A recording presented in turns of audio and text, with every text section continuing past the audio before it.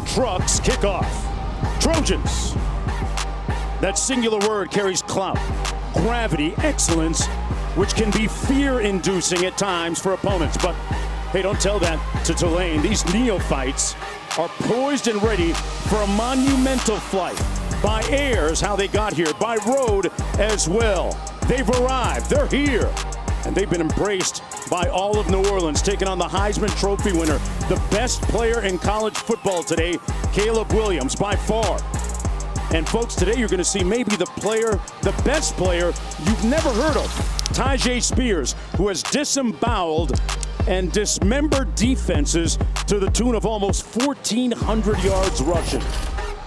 Welcome everyone to the Goodyear Cotton Bowl Classic, the 87th edition here from AT&T Stadium in Arlington, Texas. It's the American Conference against the Pac-12.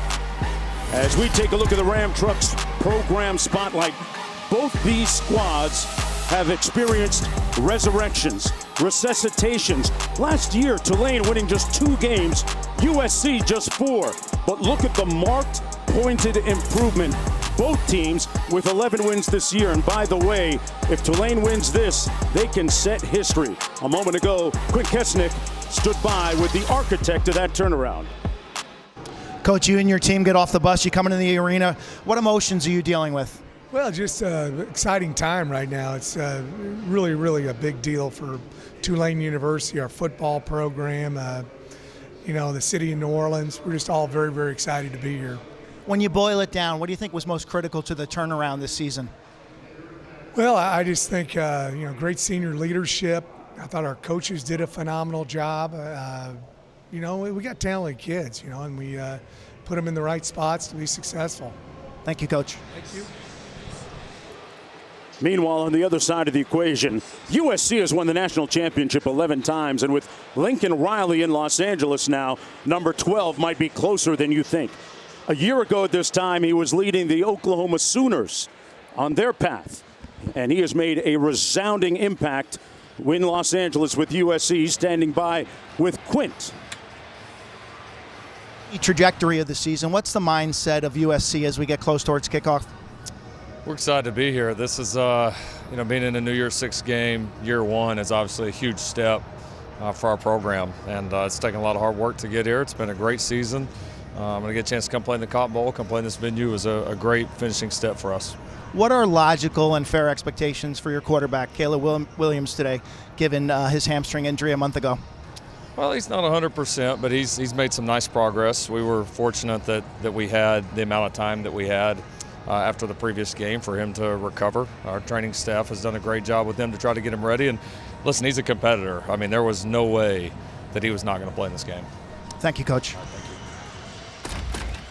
Hello, everybody. I'm Mark Jones from all of us at ESPN. To all of you at home, a belated Happy New Year. Got a Heisman Trophy winner on the field and one in the booth, Robert Griffin III. You saw Quinn a moment ago. Robert, I'm really looking forward to seeing Caleb Williams, who, in the big picture, has meant so much to USC and to college football this year. Yeah, he really has, and I'm just so excited that he's playing. right? This is the only bowl game out there that has a Heisman Trophy winner playing in it, and Caleb Williams has meant everything, as you said, Mark, to college football. He's just a microcosm of what's going on. NIL, the good hair, right? Everything that he's got going on for him, and he's showing the toughness by coming out here and playing today. Teams taking the field right now against this team from Tulane out of the American Conference, 11-2 coming into this one. And Robert, before we talk about this game, big picture, couple of great college football playoff semifinals a couple of days ago. Yeah, I think they were the greatest ever. To be honest with you, the way the TCU game went, a lot of people didn't think that TCU could hang with Michigan. I just so happened to be one of them. Since we called the game, and TCU knew that they had something special in store. And then the way the Georgia-Ohio State game ended, just high scoring. Everyone thought Georgia would just kind of suppress all the points, and they had to get the mailman Stetson Bennett to bring them back in comeback fashion to get a win. It was just a special weekend, man. We've seen Caleb Williams make so many big plays going back to last year as a freshman. We got a Heisman winner on the field, one in the booth. We're going to do the Heisman thing and come back with the kickoff in just a few moments.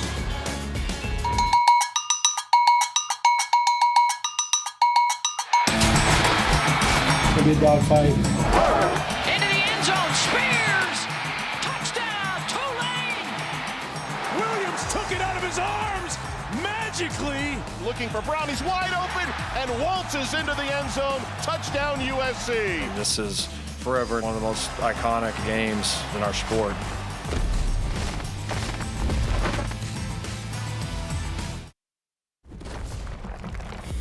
You're watching the Ram Trucks kickoff.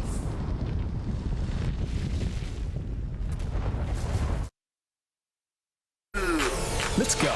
Griffin wants to take it in. RG3, touchdown Bears. It's a highlight reel tonight.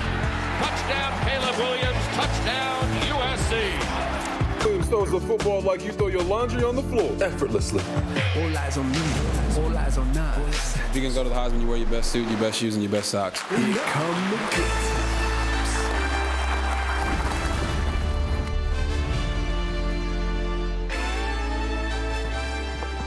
Welcome, everyone, to the Goodyear Cotton Bowl Classic. It's the 87th edition of this historic game and the fourth meeting all time between USC and Tulane. And here come the Trojans out of the Pac-12.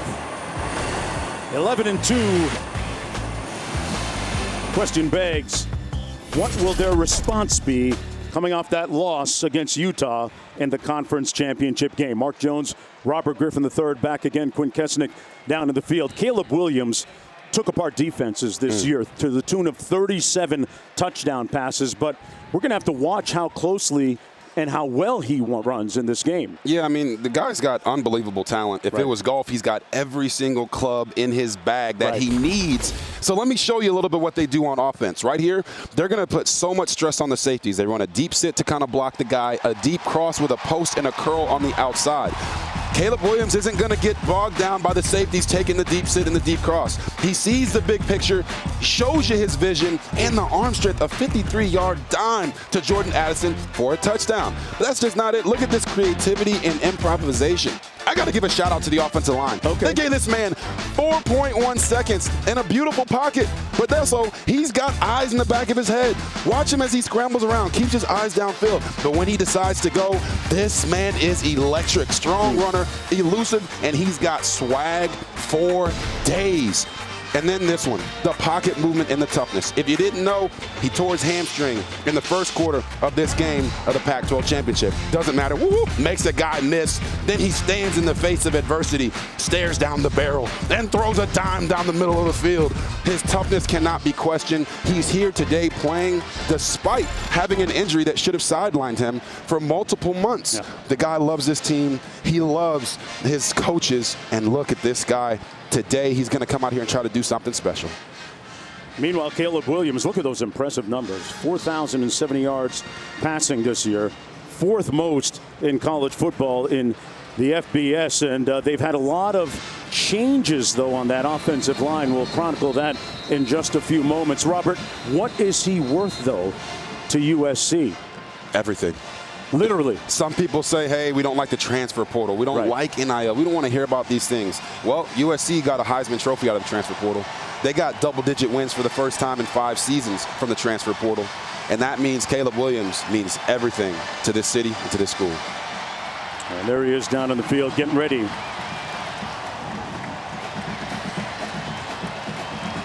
USC will get the football first. That means we'll see Williams on the field first as Tulane won the toss, deferring to the second half. Lincoln Riley in his first year on the sidelines. We'll see that rebuilt and reconstructed offensive line for USC on this opening offensive series of the football game.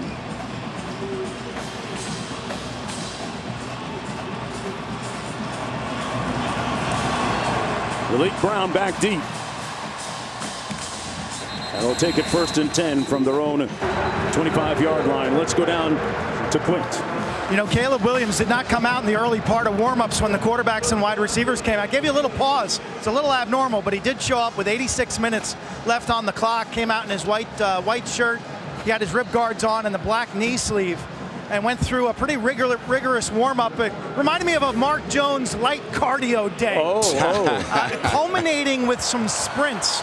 And he showed really good speed in his last sprint. This is a collaborative effort between their sports medicine and strength and conditioning teams.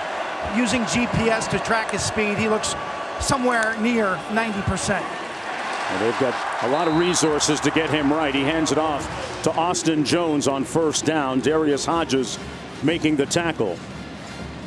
I talked about the offensive line. It's been redone because, in particular, Andrew Voorhees electing to pass on the game and get healthy and get ready for the NFL draft. 2nd down and 8 coming up. Williams out of the shotgun. Taj Washington, number 16, their leading receiver coming into the game here, available. Jordan Addison not playing. They'll hand it off. Jones again picks up a first down out to about the 37-yard line as we take a look at Robert Griffin III's keys.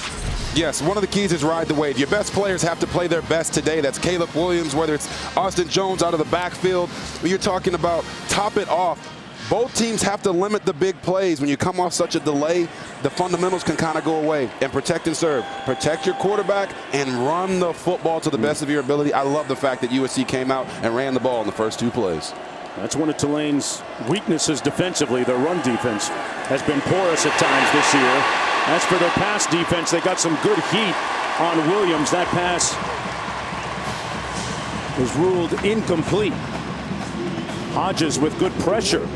Just called his name. He's their best pass rusher up front. Both he and Macon Clark with good heat. It sets up 2nd down and 10. Williams completed 66% of his passes this year. Sophomore out of Washington, D.C. and Barack Obama Elementary School. It's a pretty cool school to go to. Yes. Right? And he does have the audacity of hope. That pass complete right near the first down marker to Mario Williams. Brought down by Young. His forward progress is going to be marked short of that first down. Looked like they didn't get a great spot on that. Let's take another look here, Robert. Yeah, just good ball placement right there by Caleb Williams, going to his brother Mario Williams, and I mean brother from a different mother, not literally brothers, but at the end of the day, these 2 guys are going to have a big impact on this game because there is no Jordan Addison. Caleb is going to lean on the guy that he has the most familiarity with. 3rd and 2, going to throw it open for the first down at the 44-yard line. Mario Williams, his namesake, with another catch, and that moves the chains. Man, it feels good when you're making a good point, Mark, and then it go right back to him. Mario Williams, you see him, just suddenness at the top of the route, breaks it off, creates that separation. Mark, I think you could have completed that one to him right there. Yeah, I'd make that. Q said, looked like one of my active recovery days down there for Caleb Williams warming up. So far, he's moved around pretty well in the pocket. They're going to run it. Ooh. He keeps it himself. Slips and falls at about the 40-yard line, but good agility there. The pickup 4 yards. Dorian Williams making the tackle. Look at this move. Yeah, look, he puts him. Whoop. Dorian Williams, one of the best defenders on Tulane, puts him in a spin cycle, gets his feet up, and then preserves himself when he knows he can't take any big hits. Yeah, we talk about his throwing prowess. That's what he did on the ground this year. Averaged a little over 3 yards per rush, 10 touchdowns included. 2nd and 6. You know what I love seeing so far from Caleb is he's not trying to do too much. You saw that spin there, but he's just been getting the ball out, playing point guard right now, letting his guys get going. Surveys.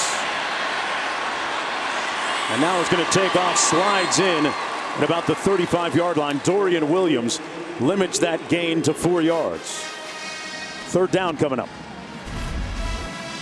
Yeah, you can see it from his viewpoint. He's just going to scan the field from left to right, working through his progressions, and then when it's time to go, it's time to go.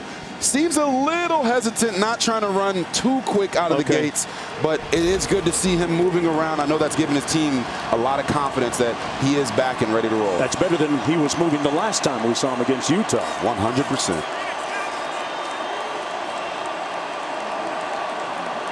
Play clock at 5.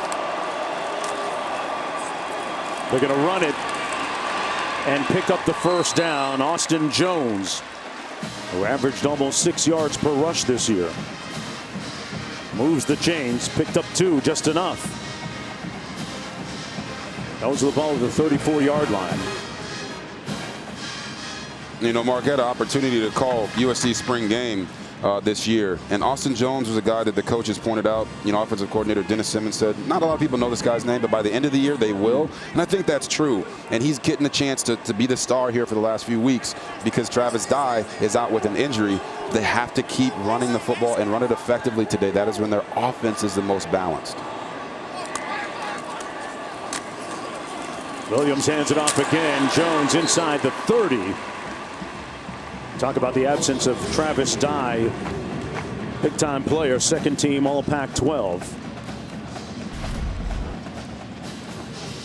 Ball security high and tight, right, Robert? Oh yeah, a little Tiki Barber action there. You know what I'm saying? Gotta make. Hey, little slippage right there. Yeah. You look at him, look down, like, hey man, I don't know if that logo, something's going on right there. But you want to make sure you have all those points of protection there. Bicep next to the chest, keep it high and tight so the defense can't get it out.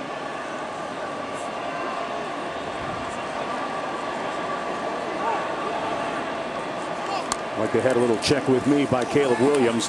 Got it out quickly on the slant, incomplete. Washington had it in his hands and couldn't squeeze.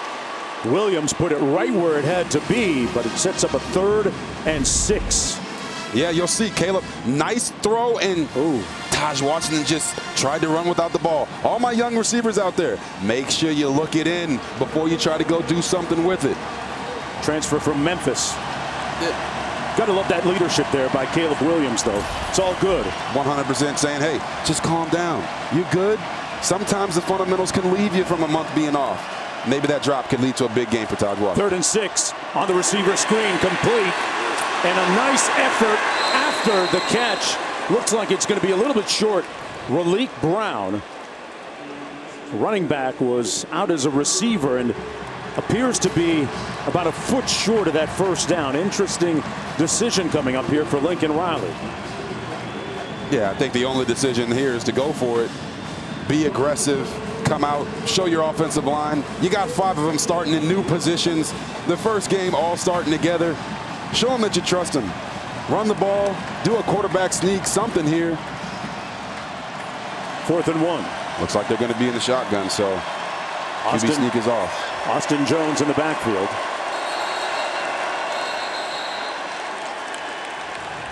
And Lincoln Riley going to burn his first of 3 timeouts. Williams, the Heisman Trophy winner, directing traffic when we come back for 4th and short.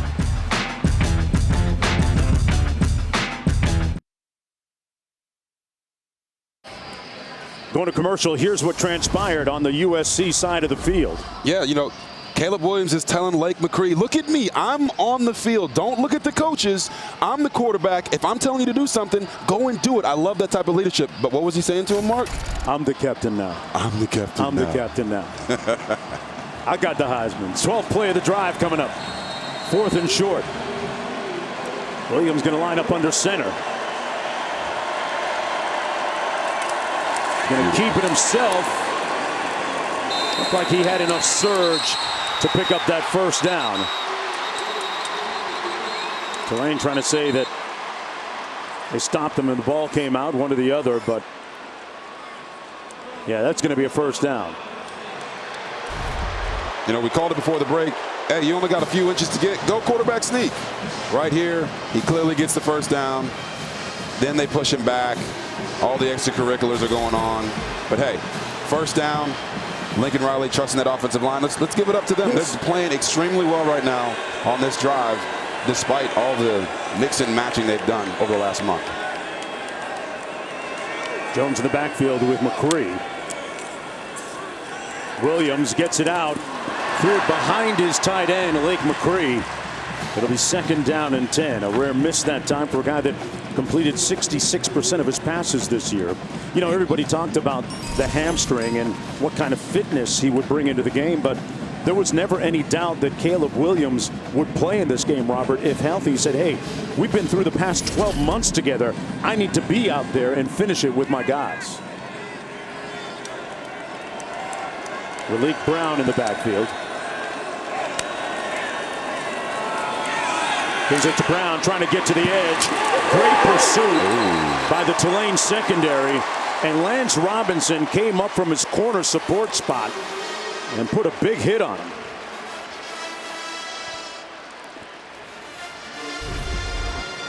Yeah, talk about this. Caleb Williams, be it the banged up hamstring, now he's got something going on with his left hand. You see him there flexing it. Us quarterbacks, we don't like to tell everybody what's going on. Right. But if you watch for the small details, you can tell that something is bothering him. We need to watch that for the rest of the game. 3rd and long. They go empty here.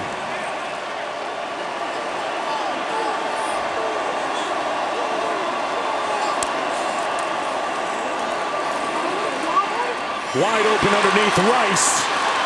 And Rice has the first down at about the 11-yard line. Boy, they spread out that secondary, Robert, and Williams had his choice. Yeah, it was just a beautiful rub route underneath between Brendan Rice and Mario Williams. Brendan Rice, the son of Jerry Rice, showing you he knows how to get skinny, gets the first down. Caleb Williams, once again, just being the point guard, delivering from the pocket. It looks like USC doesn't have that much rust coming off of that month being off.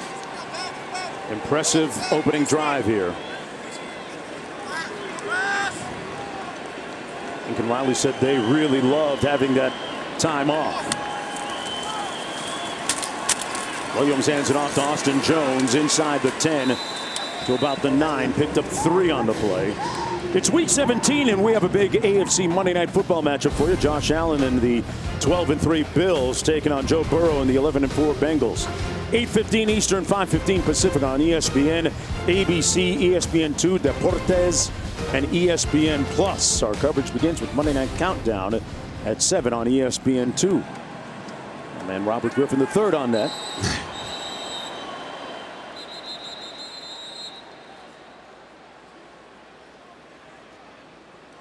Okay, so who in the booth today might have to run because his lovely bride Grete might be having a baby sometime soon. You're going to stick around on me today, right? I'm going to stick around. Hey, listen, I got that. We need to talk to her, though. I got that call in the Fiesta Bowl. Just when you're a father and you get that call from your wife saying, "Hey, I think I might be going into labor," you drop everything you're doing, and you try to make it. And being 6 hours away was really nerve-wracking. But luckily, God allowed her and the baby to hold on, and it was a false alarm in that regard. But I'm still watching my phone every single second. You got a 2-minute offense that won't stop. Williams gets it out on the receiver screen. Complete touchdown, Jackson. Michael Jackson. Thriller. An impressive, methodical, invariable drive for the score. And it's just a simple zone read. We're going to run the little quick screen to the outside. And Michael Jackson III says it's time to beat it. Boy, Jackson with his 5th touchdown catch of the season, 4th of his career. And the 38th touchdown pass for the Heisman Trophy winner, Caleb Williams. 17 plays, 75 yards, eclipsing 9:02 on the clock. How's that for impressive? The USC Trojans in the building tonight in Arlington when we come back.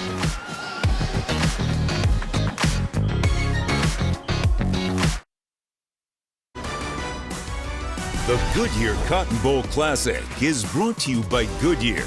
Discover the possibilities. Goodyear, more driven. And Taco Bell. Taco Bell is giving back to students all postseason long by giving them free tickets to the biggest bowl games of the year. You know, we're here, and we got USC just goes on that long drive, but in pregame, we see Tulane rocking the glasses and everything, and I'm saying, hey, who's cooler than who? Listen, my family's from New Orleans, Louisiana, so I know they know how to get down there, and we're going to see if they can get down on the football field here today, trying to go out and secure the greatest turnaround in FBS history from being 2-10 last year to possibly becoming 12-2 with a win today. Man, Willie Fritz has this green wave rolling. Man, that swag was dumb coming off the bus today. The hats, the glasses, everything about it was a vibe. This will come out 1st and 10 at their own 25-yard line, and that's where we go to Q. During that last stoppage, Caleb Williams, whose question marks were about his hamstring, entered the medical tent for their staff to look at his left hand. ring finger, pinky finger of that left hand. The Heisman winner is in the tent.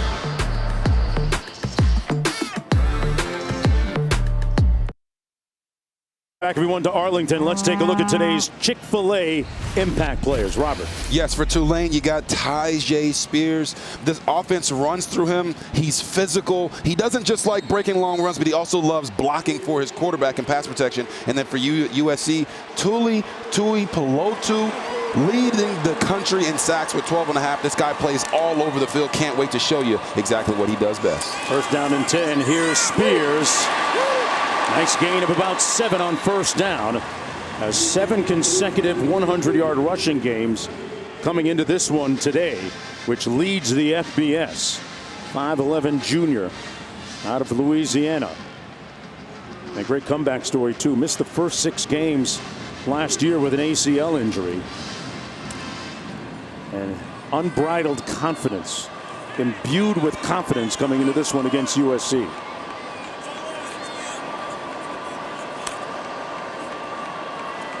On 2nd and 4, a little option. And a first down. Spears took a hit on the corner from Max Williams, but moved the chains. You know, Mark, when we talked to Tyjae Spears this week leading up to the game, the confidence that he had, just the unbelievable preparation that they have taken, they expected to be here in this moment because of the amount of work that they had put in. And his head coach, Willie Fritz, he said he's a tough boot. Now, right. If I ever heard a more country saying, I would say it. But he said he's a tough boot. I don't have any boots, so I don't know how tough they are. But Tyjae Spears brings that type of intensity. Little play fake. Pratt on the move. Going to try and run it. Steps out of bounds at about the 38. Almost getting back to the line of scrimmage. Michael Pratt ran for about 33 yards per game this season. Good mobility, lost a yard on that play. What do you make of his running skills, Robert? Oh, I love his running skills, but I love his game, too. Each year he's been playing, he's gotten incrementally better. I'll diagram that for you a little bit later, but he also led the American Conference in passing efficiency. Only 5 interceptions, 25 touchdown passes, and 10 rushing. He has been efficient all season long, and a big reason they've had 11 wins.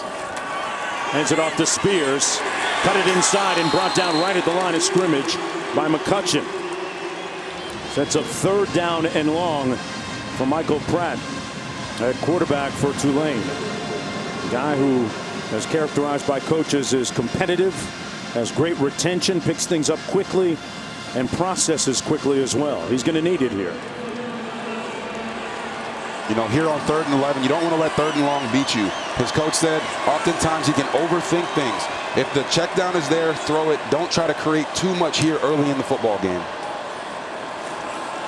Little bunch formation at the bottom of the screen. Pratt's going to take off and come up about 2 yards short of the first down near midfield. Figueroa making the tackle on the play. A 9-yard gain, but about 2 yards short. Pratt looking over to the sidelines at his head coach, Willie Fritz. And they're going to send the punt team out. Casey Glover will punt. That offense for Tulane was remodeled during the offseason, Robert, a big part of their success this year. Yes, their offensive coordinator, Jim Svoboda, you know, first year with the team, coming over from Central Missouri as the head coach after 11 years there, it really paid off. Their offense has taken off and is exactly why they are here today. Little directional punting away from Jackson. It takes a great bounce for Tulane, and it's going to be down at about the 5-yard line. We'll see how Caleb Williams follows up the longest opening drive in Cotton Bowl history of 75 yards the last time out. When we come back, got some great all access for you.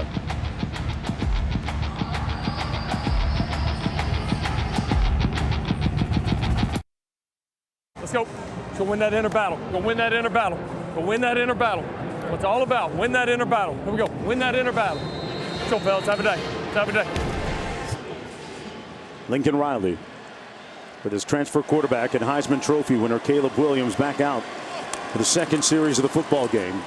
Throwing out of the end zone under duress. Got it off. Got a man and overshot him at the 45. Kyle Ford was open. And Williams would love to have that one back. Oh boy. You know, talking to offensive coordinator Dennis Simmons, he said that Kyle Ford is a lot faster than people give him credit for, but he's not quite that fast. Okay. That was like Tyreek Hill might have been able to run that one down. Caleb's got to calm down, take a deep breath, because he had a great matchup there down the field wide open. Let's go down to Quinn. Caleb's elusive nature in the pocket, that's his special sauce. That's his superpower. Playing with that left hand that was being examined in the tent. Big hit on Austin Jones. A little over the 10-yard line. Hodges and Dorian Williams making the stop on the play. A gain of 6. It'll be third coming up for USC. Yeah, you're going to see Dorian Williams, number 2, and Darius Hodges all over the field today. Darius Hodges actually led the American Conference in tackles for loss last year. This year, defensive coordinator Chris Hampton said, hey, we did a little bit more drop 8, so it hurt his stats, but he's still an enforcer for them on the defensive side of the ball. Williams has a interesting configuration of wrap on his non-throwing hand, his left hand. Good news is he throws it with his right, and he got a man downfield to the 45, Washington. And Taj Washington run out of bounds and a first down for the Trojans. He wasn't going to overthrow his man twice. No, he wasn't. Nice semi-roll. Williams reads it high to low, and there's his man Taj Washington. Hey, remember he had that drop earlier? Yeah. Said, hey, maybe that drop was going to set him up for a big game. Well, that was a big 53-yard gain right there from USC. He more than made up for that drop. Into the short side of the field, receiver screen, and a tackle immediately made on Hudson by Jarius Monroe. Williams was shaken up a little bit earlier. We talked about the non-throwing hand. His left hand, you see him kind of flexing it and being looked at by the athletic training staff. Went into the tent after that and emerged with, looks like a piece of tape on his ring finger. Didn't look like that a moment ago. No, it didn't. And I don't think there's anything wrong with having the tape there on the non-throwing hand. You know, as long as your throwing hand is fine, you can grip the ball like this on a flea flicker. You should be good. Got a man downfield in the end zone. Incomplete. Mario Williams just got his fingertips on it, but was running out of real estate in the back of the end zone. It'll be third and long coming up. Well, they're going deep into the playbook here, Robert. Yeah, Austin Jones, little flea flicker action. They protected up really, really well. And when you're this short on the field, that's why Caleb Williams drove the ball so much. Just the receiver there at the very end, Mario Williams, trying to get his feet in and also secure the catch, just ran out of space. Third and 11. Malik Brown will line up as a receiver. They go empty. 5 wideouts. Here he is, Brown on the receiver screen. Got the first down. Great execution and a great block by Taj Washington to clear the path. So this is an impressive drive on the heels of the longest opening drive in bowl history a moment ago. 17 plays. 13-yard gain on that last play. Yeah, you see it right there. Longest opening drive in Cotton Bowl history. And what they're doing is protecting Caleb Williams, getting the ball out fast, and allowing their playmakers to make plays. Illegal substitution, offense, 12 players in formation, 5-yard penalty, first down. Well, this is not the CFL, so that's going to be a penalty. Robert, what do you make of the offensive line so far? So much noise about it coming into the game with guys who are in and not in. Yeah, these guys are seizing their opportunity. It seems like the only thing that can slow down USC's offense right now is the referees throwing flags. So that pushes them back just a little bit, but you got to take your hat off to them. No one thought that they'd be able to perform this way, especially after the starting line gave up 7 sacks to Utah in the Pac-12 championship.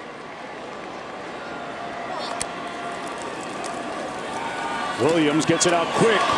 Incomplete, intended for Williams again. Sets up a third down and long. And wow, where did that first quarter go? It was in his pocket. First quarter. Caleb Williams has his team leading 7-0. So close. Missing by that much. Back for the second quarter right after this.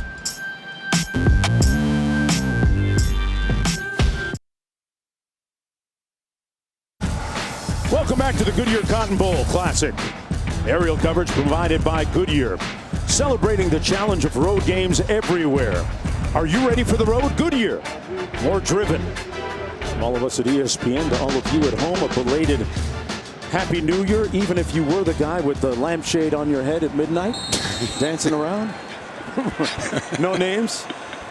Nobody on blast up here. 2nd and 15 for USC from the 24. You know, Mark, so far on offense, they've had 7 different guys have a reception. They're spreading it around beautifully. That's what you like, to have that balance to keep the defense off guard. There he goes on the ground again. Austin Jones picks up about 3. Patrick Jenkins making the tackle on the play.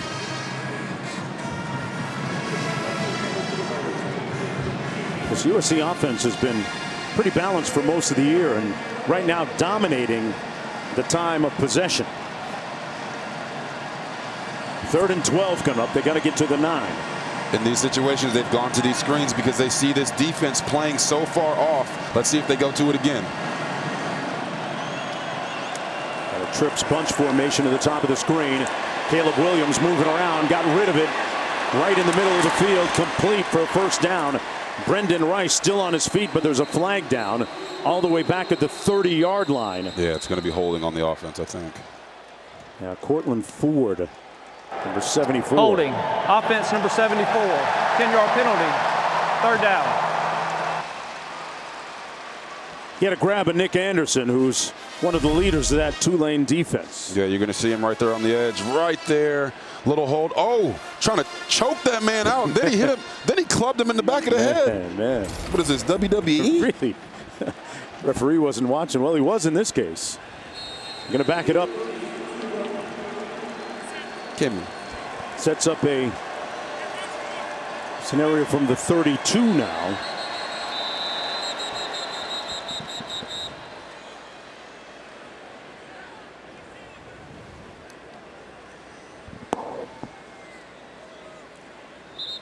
We got a timeout on the field. ESPN is proud to support the College Football Playoff Foundation and its Extra Yard for Teachers initiative by recognizing thousands of great teachers every year. Together, we are doing more to uplift the teaching profession than any other sports entity in the country. For more about Extra Yard for Teachers, follow at CFP Extra Yard. Great teachers change lives. 3rd and 22. Williams with all day. Still on the loose. Flings it. Caught at the 2. Rice at the 1. Wow, what a miraculous grab by Brendan Nice. Look how much time Caleb Williams bought on that play. If we can get a stopwatch at some point to track it, they're going hurry up right here, getting to the line. But my goodness, the backdoor cut, the throw to Rice on the goal line. Wow. Austin Jones runs it. He's going to be stopped for a loss of about 2. That was a 30-yard gain, Robert. Yeah, you know, at times they try to catch the defense off guard by running the ball there. But let's go back to that beautiful catch. He rolled the dice on Rice, and he won. Brendan Rice comes back. That's what we talk about when we say, hey, receivers, protect your quarterback. Step back to the football when it's in the air and let it be known that it is yours. Brendan Rice did that right there. That's the definition of a HBO, fellas. Help a brother out. 2nd and goal. Brown in the backfield. Williams into the end zone. Back shoulder fade, incomplete. Broken up nicely by Jarius Monroe, the all-conference performer in the American Conference. First team. 3rd and goal coming up. I'm not going to lie. I don't blame Caleb Williams for throwing that one. He just saw what Brendan Rice did on the 2 plays ago, so he's trying to give him another jump ball opportunity.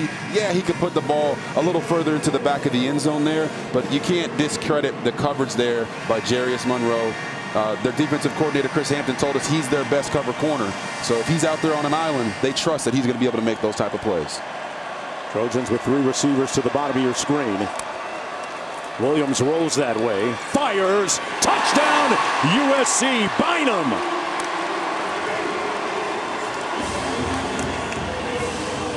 Williams moves the team downfield with surgical precision and puts it in the end zone again. His second touchdown pass of the game. And for Bynum, his first touchdown catch of the season. Super simple. You bring Bynum in, you run sprint right option, you have one guy block for him, the other guy go to the flat. If the defense does not rally there fast enough, you got an athletic quarterback like Caleb Williams and you're making the throwing window easier for him. Beautiful play call there by Lincoln Riley.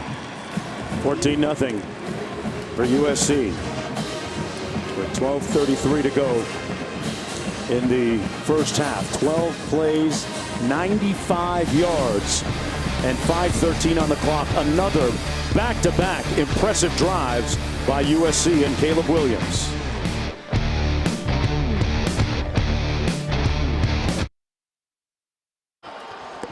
So here we go. We talked about how much time did Caleb Williams, was he on the field, running around, looking to try to make a play. And you saw the clock started there at 51. He's rolling, he's rolling, he's rolling. And look at his vision, keeping his eyes down the field. Now I'm going to do a little math here, okay? We got 51. We got minus, what is that? We got minus 40. Oh, that's 11 seconds. There we go. That's a long time. That's a long time. 11 seconds of his offensive line trying to block for him. 11 seconds of his receivers trying to get open. Unbelievable, man. Kevin Agandi's math is pretty good, too. Kevin? Mark, Happy New Year. And let me tell you guys, LSU wasting little time with their offense in the Cheez-It Citrus Bowl. They're looking really good against Purdue, Dan. Yeah, physical both line of scrimmage right now, controlling the game up front. And right now, knocking on the door for another score, up 14-0 in the second. Back to you guys. Happy New Year. Happy New Year to y'all, too. 12:33 to go in the first half. Been a quiet day for the offense for the Green Wave, especially Najee Spears. Hasn't been on the field all that much. Got to be on the field to get a touch. He does here and picks up about 3.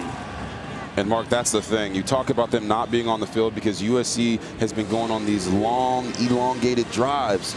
This two-lane offense, you see it right here. Wow. Right? 14 minutes to 3 minutes of time of possession. This two-lane offense, they're a run-first team. 523 runs to 361 passes.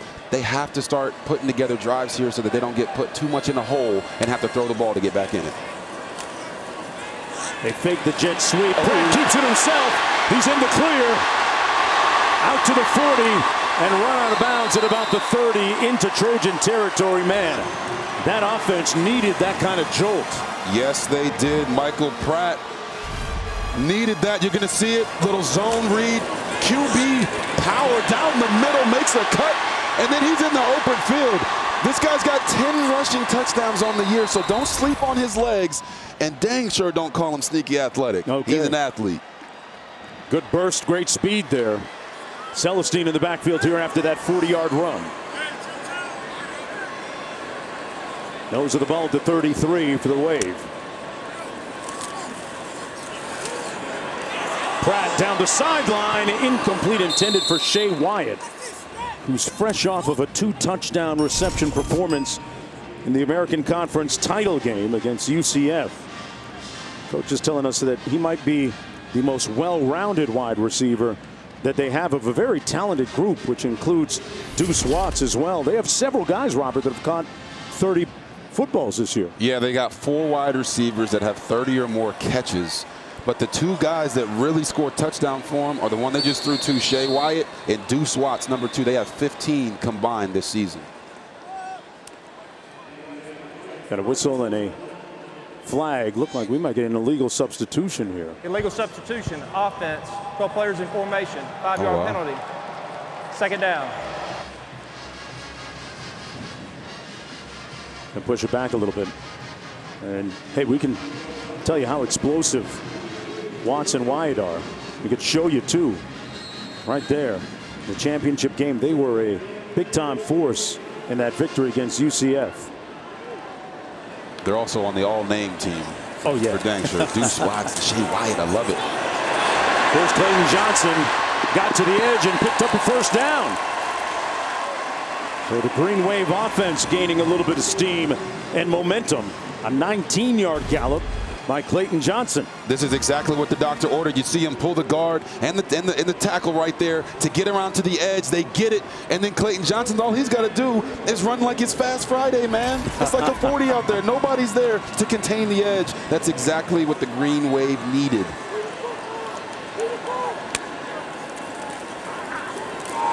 Pratt keeps it himself, and he's brought down at the 17-yard line. One thing we haven't mentioned during the second quarter, Robert, everybody talked about the lack of tackling skills by USC's defense in that championship game against Utah. And that's something that we're going to keep an eye on coming into this game. It got so bad to the point where Kai Blackman went to social media to defend Coach Grinch, his defensive coordinator. Yeah, this defense hasn't been the most stout, but they have been very opportunistic, and we'll talk about that after the snap. Pratt taking a shot into the end zone, broken up by the guy just mentioned, Mekhi Blackman. It was intended for Deuce Watts. So he can talk it, and he can back it up. He just did. Yeah, you saw him and Deuce Watts talking, and right here, he's just in man coverage. Hey, receiver turns his eyes. You see his eyes get a little bit big. What do? Turn your eyes back, find the football, knock it down. Mekhi Blackman, you could probably say everybody on this team is a transfer for USC, but he's coming in from Colorado, then he's making nice plays all year long. Third-team All-Conference, third-team All-American, pardon me. A little over 10 minutes to go in the first half. 3rd down and 8. They got to get to the 9 to pick up the first down. It's caught. Oh, great move by Spears. Still on his feet. He stepped out of bounds before he got into the end zone at about the 2. Figueroa missed a tackle, and it sets up a 1st and goal for the Green Wave, a 14-yard pickup. Yeah, just an easy rail route by the running back. And then what's he say? How low can you go? Man, Tyjae Spears, did he step out? Yeah, just barely, man. Stepped out there, almost had a touchdown, but a great catch, great play by him, showing off that flexibility, man. The yoga's paying off. Spears on the Wildcat, takes the direct snap. Gets into the end zone, no doubt. Tyjae Spears, he put it on their head that time. 3-yard run, and Tulane gets a little bit closer. His 16th rushing touchdown this season and the 28th of his illustrious career in New Orleans. That drive, Robert, that just felt like a big touchdown for them. Oh, man, that drive was exactly what the doctor ordered. They needed to quell the momentum, get it back on their side. Big run by Michael Pratt, set it off. And then, of course, their impact player, Tyjae Spears, is the one that sets it off for them to get them back in this game. And now they're only down by 1 score. We talked about Tyjae Spears right here with all these moves he's making. We're going to have to start calling him Tyjae Shakespeare. And then he gets the touchdown, putting the shoulder down, showing you the power. The Green Wave are rolling. Let's see what we got when we get back.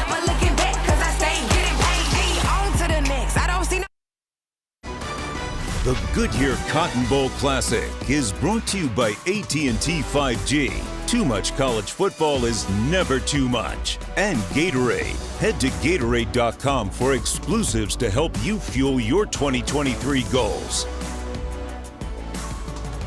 Aerial coverage provided by Goodyear. Road tested and game ready. Are you ready for the road? Goodyear. More driven. Great crowd here at AT&T Stadium. Seen a lot of Green Wave supporters in and around the Arlington area, especially at our hotel, in and around the gym and the hotel lobby. They really captured the imagination of the people in New Orleans this year. Trojans from the 3. Malik Brown out to the 25-yard line. Let's go downstairs to Quinn.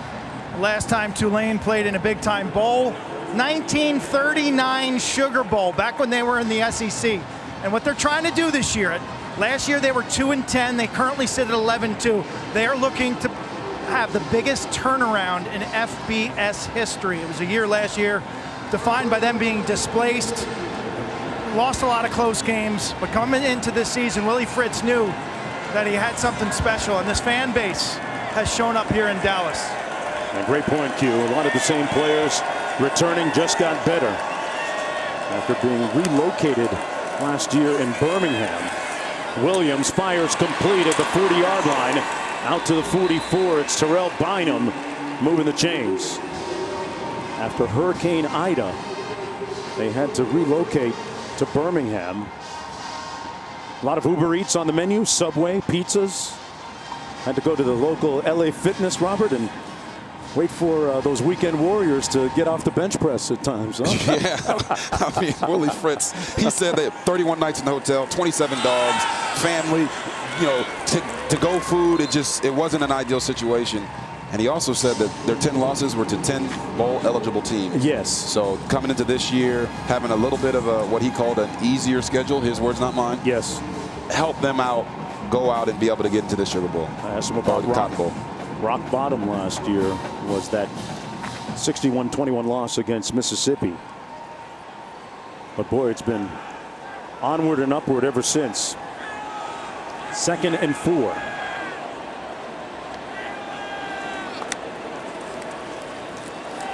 Williams pulls it out on the RPO. Taking a shot downfield. Got a man.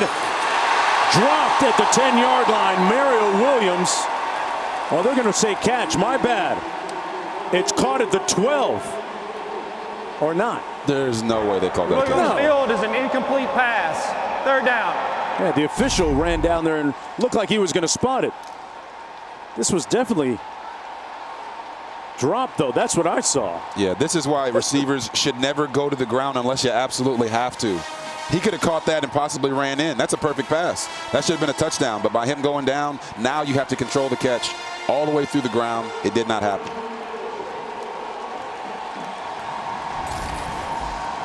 Let's bring in our rules expert, Matt Austin. Yeah, Mark, RJ said it exactly right. There's no way that's a catch. He went to the ground, has to survive the ground. Ball came out. Good incomplete pass call. All right, thanks a lot, Matt. 3rd down and 4.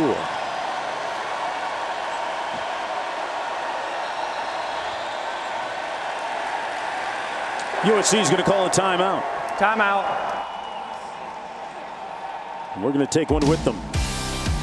Look at the Brain Trust. Back after this.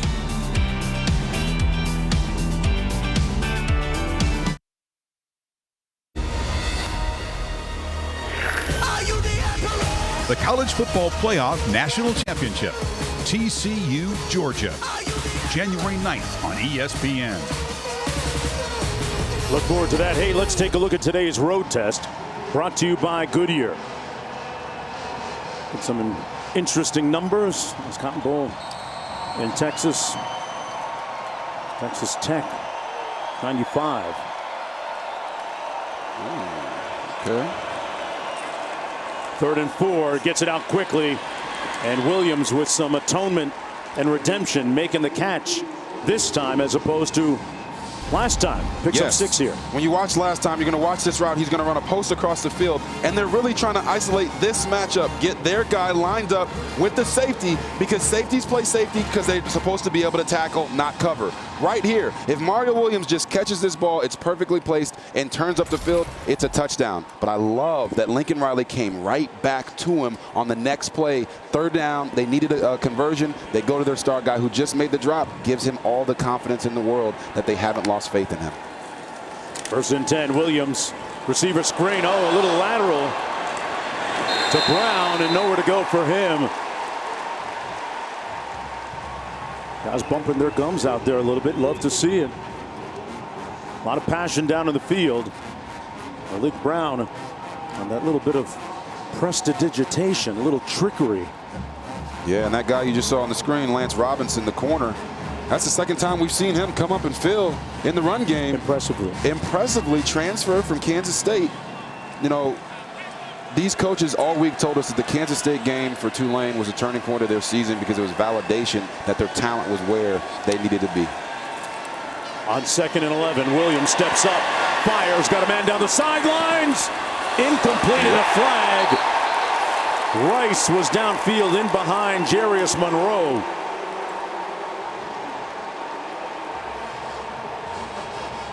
You've got to be thinking pass interference here.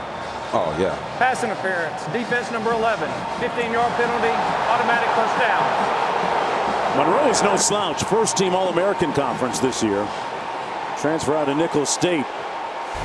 Now, let's look at all sides of this. You're going to see Brendan Rice and Jarius Monroe going at it. Rice is going to push off right at the last second, but the ball is overthrown. There was no need for Jarius Monroe to dive and try to alter the throw, or should I say, go after the man. If he didn't do that, ball falls incomplete. There's no flag, but that was pass interference.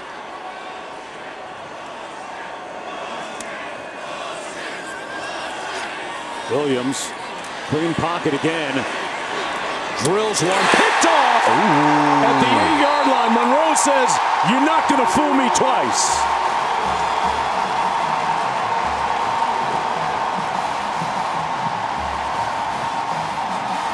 That's his third interception of the season. Look at the jubilation from the crowd here. You know what they're all screaming right now? Tell me. The ball don't lie. They're saying it wasn't pass interference, and he's just staring down his receiver. He doesn't even see Jarius Monroe right there. Maybe he thought he was still laying down from the pass interference on the play before. But nice hands there by Monroe. I always joke that DBs play DB for a reason. Right there, he proved it wrong. Beautiful snag. Hey, that was just the 5th interception thrown by that guy, Caleb Williams, all season. A little over 6.5 to go in the first half. See if Tulane can recover here and capitalize on the turnover.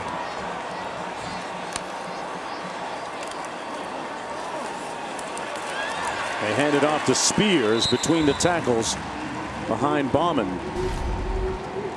Take another look. Yeah, so you're going to see that's Jarius Monroe. He's in no man's land. He doesn't have anybody in man coverage.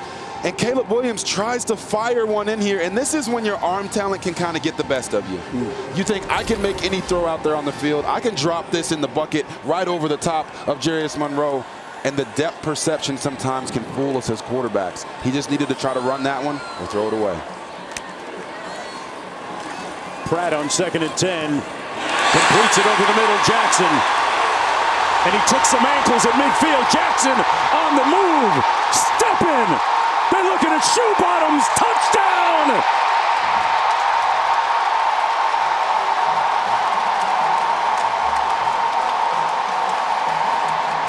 "87 yards to the crib."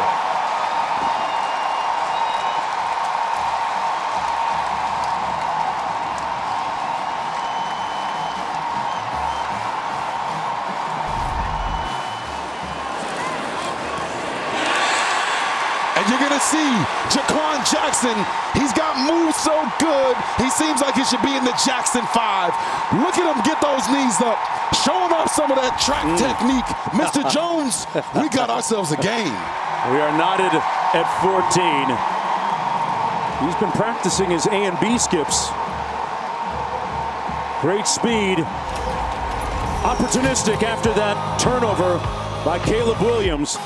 A career-long pass and reception for Jackson. And boy, what a great few days of college football, packed with thrills. Back after this.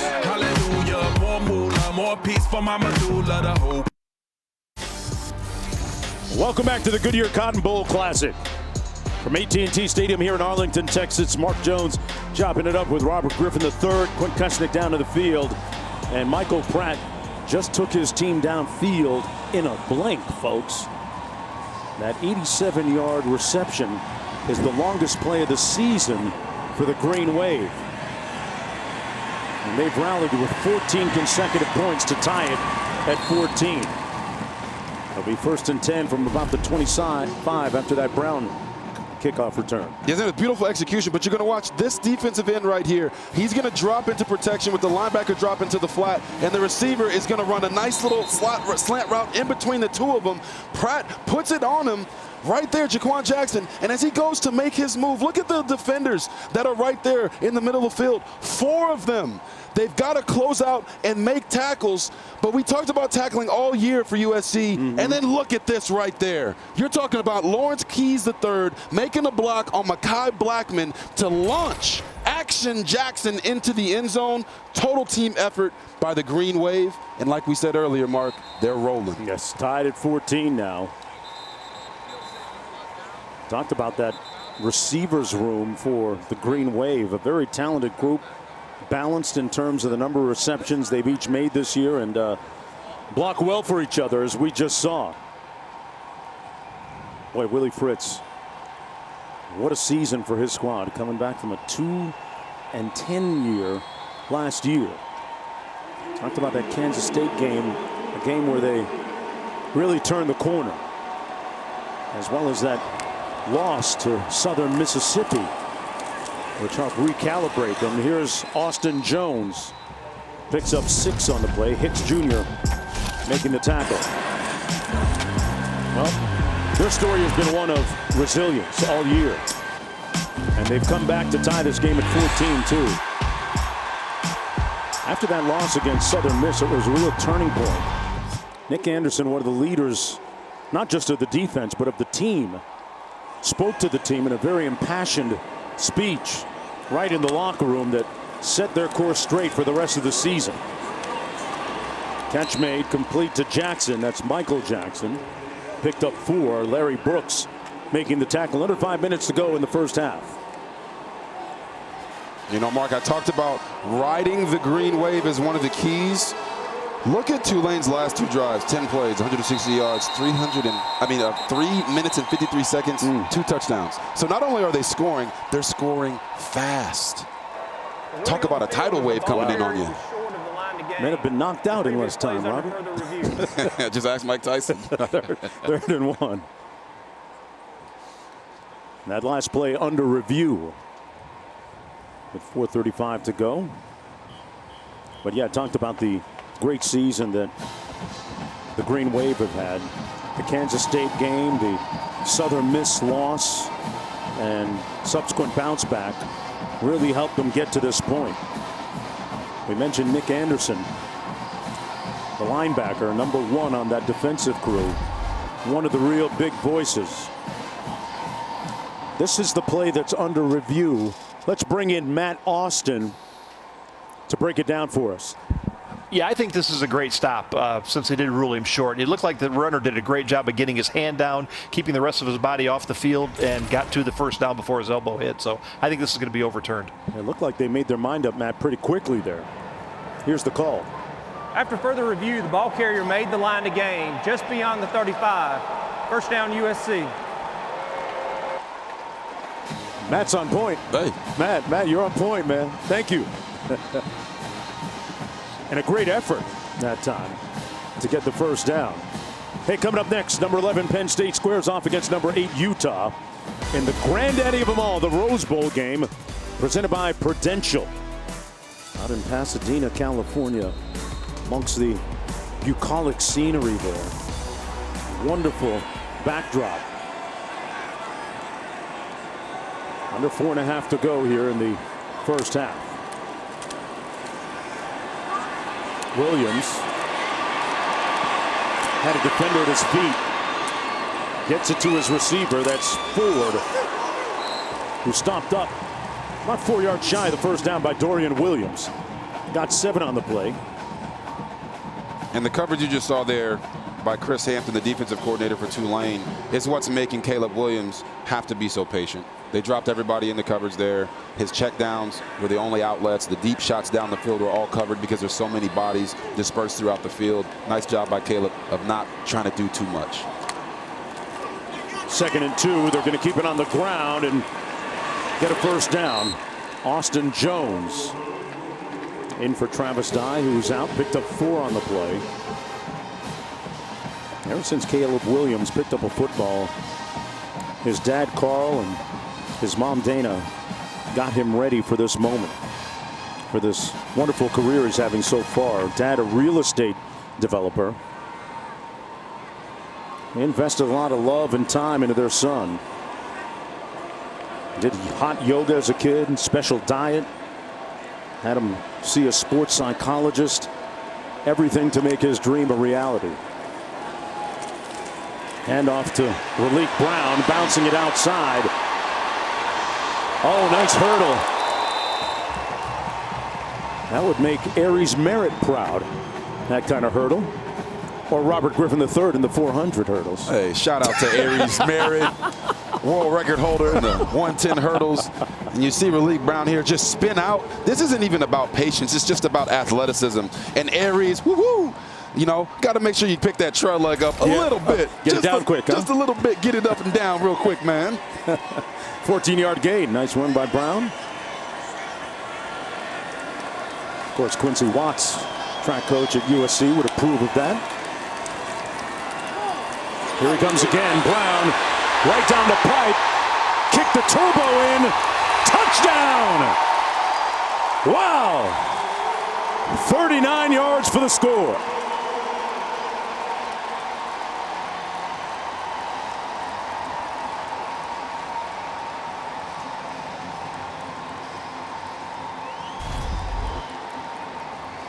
Just an easy inside zone run, and look at this big hole in the middle. Only the ref is in the way. You really can't count that as a missed tackle, but he does a nice job fending it off with the stiff arm, and then it's all speed for the 5'8", 185-pound Raleek Brown, showing maybe he should have got some more carries earlier in the year. I don't know. They got some guys there, Robert. And no coach has seemingly taking advantage of the transfer portal and its benefits more than Lincoln Riley right now. That was a career-long run by Raleek Brown. Hey, next Monday, #1 Georgia takes on #3 TCU in the College Football Playoff National Championship presented by AT&T. Coverage begins at 7:30 Eastern, 4:30 Pacific on ESPN. We'll have pregame coverage all day long, but for this matchup, we'll have you covered from every platform: TV, radio, digital. So many ways to watch and listen to the biggest game of the year. Robert, which one of those platforms you're going to be on? All of them? I don't know, Mark. Are you going to be on a platform? Are you coming with me to go platform? Listen. Who do you like in the game? Oh, man. I think it really comes down to if Kendre Miller is able to go for TCU. Right. You know, he missed the majority of that game early, had his leg kind of got a little tangled up in a tackle there against Michigan. But Amari DiMercado, the running back for TCU, came out and played extremely well. Sure did. Max Duggan, he has this, everybody in the world feeling like TCU is a team of destiny. Georgia, with their comeback, showed that they are vulnerable. And if there was anybody that could get it done, I wouldn't doubt Max Duggan and TCU getting the win. Wow, Stetson Bennett was outstanding, too, for his squad. And you saw the well of emotion after the game in the Georgia quarterback. Yeah. Such an emotional time. Going to be a great game coming up. Trojans have regained the lead here. This is Lawrence Keys on the kickoff return. Out of bounds right around the 25-yard line. Hey, coming up on the Mercedes-Benz halftime report, Reese, Desmond, David live in Pasadena. Who will rule the Rose Bowl? College football playoff's most compelling championship game yet, amongst the other things that they'll be chopping up. Have you done a game in Pasadena yet? Have you been to Pasadena? You've been to Pasadena. I've been to right? Pasadena. You played in the game, right? What? You played in the Rose Bowl, right? In the Rose Bowl? Yeah. I mean, I did a Run Rich Run event at the Rose Bowl. Oh, okay. For, you know, charity, giving back to kids. You that got a Heisman on the shelf. I just assume stuff. You St. know what I mean? Jude Hospital. You know, we just try to do what we can to make an impact. Pratt over the middle. Incomplete behind Bauman, his intended receiver. 2:11 to go in the first half. Coaches like to say that Pratt has vicious execution between the lines. He has that type of mentality. He's much smarter as a runner now, much more discerning than he used to be. As Coach said, hey, we're better as a team when you're out there. Don't always try to run everybody over. Sometimes you got to live to play another down. 2nd and 10. Keeps it himself, and he got down safely. A good gain as we go down to Q. Proprietary and unique to this Tulane offense, the fact that all the players, that's offensive linemen, skill, quarterback, they all wear wristbands. It's the only team in the country where all the players wear wristbands. You see them, they'll look at their play sheet. There's 70 plays on that wristband. They don't need to huddle, so it's like they were in a huddle, and this maintains that they're all on the same page and no signs are stolen. Q just got to make sure to collect those wristbands afterwards. 3rd and 3. Pratt in and out of the arms of Jaquan Jackson. It'll be 4th down coming up, and in comes the punt unit. Wow, had his hands on it. Yeah, as they say as a receiver, if it touches your hands, you probably should catch it, especially if it touches both of them. Right. Right there, Michael Pratt does a nice job. Giving him an easy ball, I believe, to catch. Maybe the receiver just, once again, tried to do something with it before he actually looked it in. Nice little connection there afterwards. You saw Pratt and Jackson collaborate. Looked like Jackson was doing push-ups. Was that a little punitive measure, self-imposed? Yeah. Did I see that? You usually see that when guys make a mistake that they know is uncharacteristic of them. Caught on the fly by Michael Jackson. 36-yard punt. Time now for the AT&T countdown to the College Football Playoff National Championship. We had TCU this year and got a great look at Max Duggan. And he's even better now, Robert, than he was when we saw him earlier in the season. Yeah, What's his secret sauce, and how does he use it in this championship game? This right here, 14 of 29.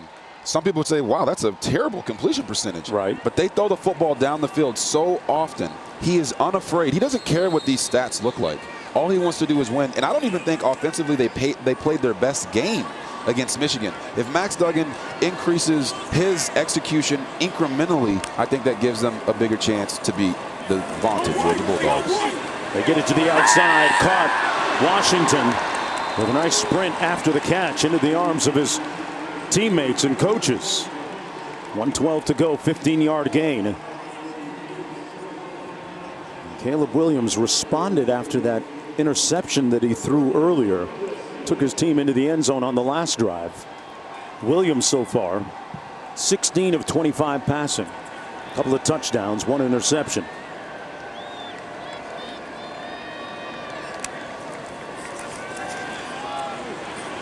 Got it out quick again. Washington going to be stopped up about a yard shy of that first down. And USC with one timeout remaining as the clock hits 58 seconds to go. Up at the line quickly. Green Wave never got lined up. The catch made by Rice.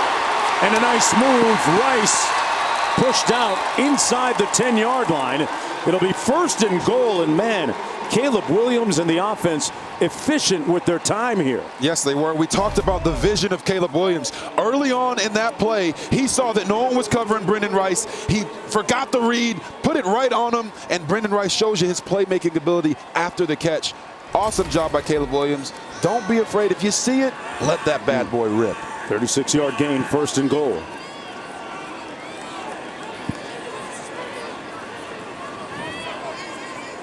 Green Wave have 3 timeouts remaining.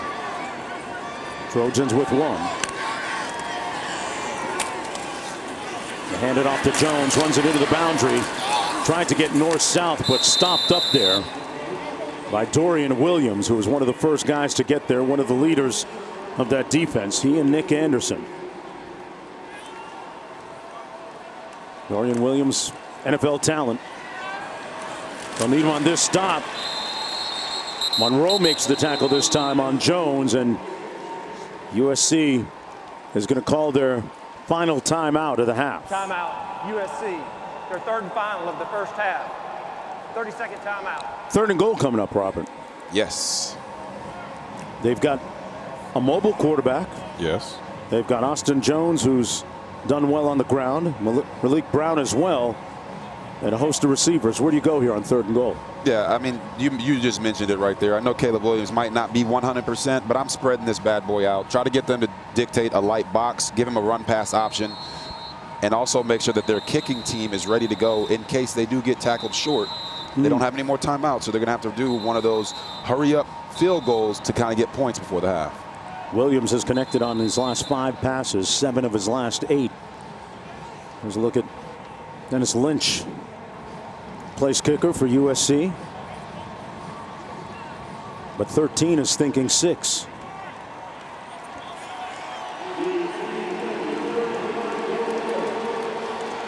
And as you see it here, they've got 2 screen possibilities, one here, one there, top and bottom of your screen. Timeout, Tulane, their first of the half. 30-second timeout.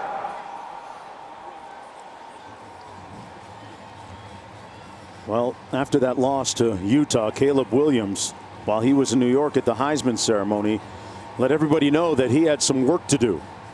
Yeah, he said that he had unfinished business.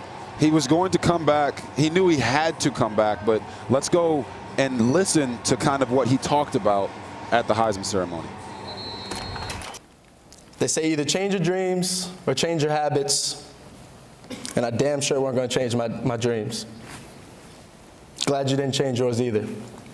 But we both know the job's not done. Robert, he had me at the Gucci fit.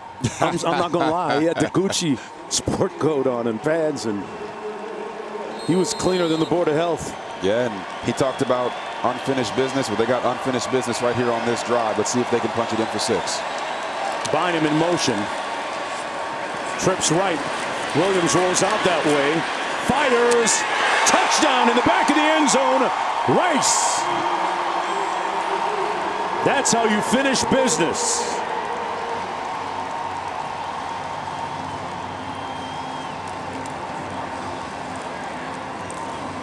Mark, we talk about it. You got an athletic quarterback. Give him a run-pass option. They scored a touchdown earlier in the red zone on a sprint out, so what do here? They do the same thing, and this time Caleb buys time, doesn't try to run back across the field. All his receivers are coming into his vision, and right there, instant Rice for the touchdown. I don't know what you do with that in terms of having that kind of talented quarterback and being that mobile, and I think all questions about his hamstring have been answered so far. I mean, he doesn't look like he's slowed down at all. And for me, with the hamstring, what it comes down to is he's been able to be creative. He's been elusive in the pocket. Is he running for 40-yard gains? No. But he's mobile enough to the fact of this defense is having to cover for 5, 6, 7 seconds at a time. And after that touchdown, it just makes you believe that drop on 3rd down by Jaquan Jackson and Tulane, just now they're down by 14. That unbelievable. Big time play. Big time play in this game. One of the most popular players in all of college athletics and one of the most highly compensated players in college athletics as well.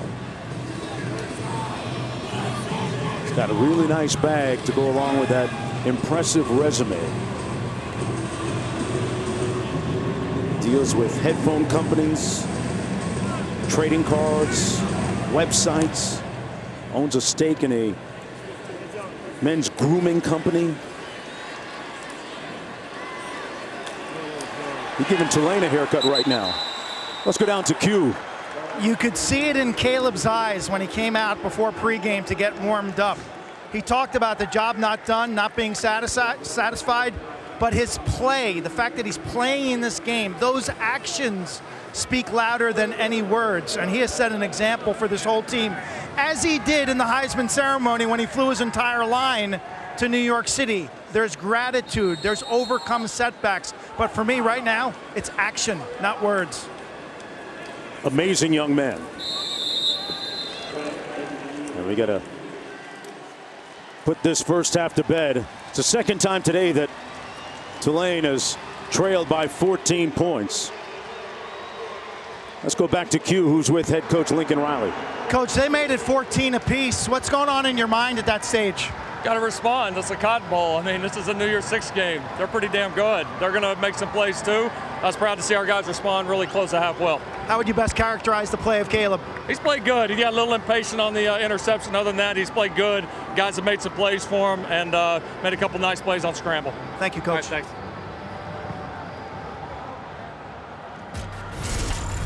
Well, that's it. First half in the books here at the 87th edition of the Goodyear Cotton Bowl Classic. Trojans with the lead. Halftime activities, news, and highlights coming right up.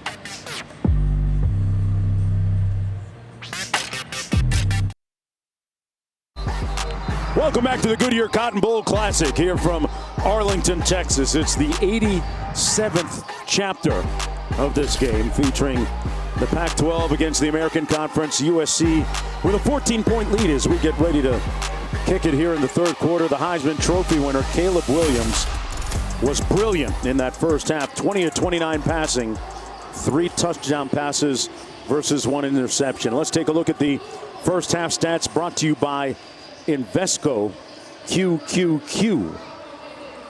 Look at the time of the 2 drives. What jumps off the page at you there, Robert? Anything in particular? Right there, that first drive, 17 plays, 75 yards, 9 minutes and 2 seconds. I believe that was the longest opening drive in Cotton Bowl history. Yes. Just unbelievable. And here's what he did. Here's what it looked like. Yeah, we talked about this early. He has all the tools in his toolbox, right?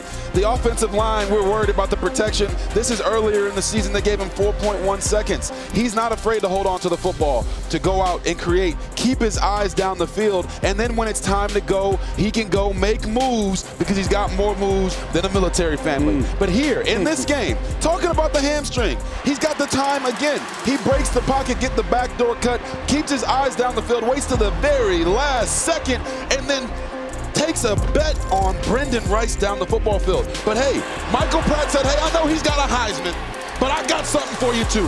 Right here, he goes on a big run down the field. Then he comes back. Jaquan Action Jackson with an 87-yard touchdown. Michael Pratt said, hey, I'm going to go ahead and tie the longest touchdown pass in Cotton Bowl history with Syracuse's Jer Schwades to Ernie Johnson in the 1960 Classic. This game has been bananas. I want to see Tulane continue to throw the football and challenge these DBs down the field.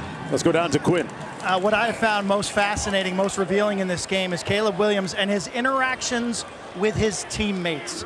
You are seeing this young quarterback absolutely grow up and become the predominant leader in all of college football. The Heisman winner is in command. He is commanding respect from his teammates, and he's showing the intangible leadership. He has set an example down here.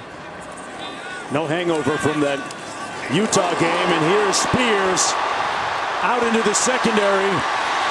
Man, he popped the clutch. Got all the way down to the 30-yard line before McCutcheon finally brought him down. Tyjae Spears with a resounding answer here. Look at this. Just get skinny through the hole. I called him Tyjae Shakespeare's early, and he shows you why, but he's got the speed to almost hit the home run there. If they get him rolling, that is their key to getting back in the game, but it's still going to be throwing the football that's going to make them try to come out on top. They're down 14. They need more runs like that from Tyjae Spears. 47 yards in all. Pratt, incomplete. Tried to hit Spears as a receiver that time. You know, he gets it done on the football field and in the classroom. A tremendous student with a 3.5 GPA, graduated, returned from that major knee injury that he suffered last season, has all the intangibles to be a great back, and has been all that and a bag of chips for Tulane this year.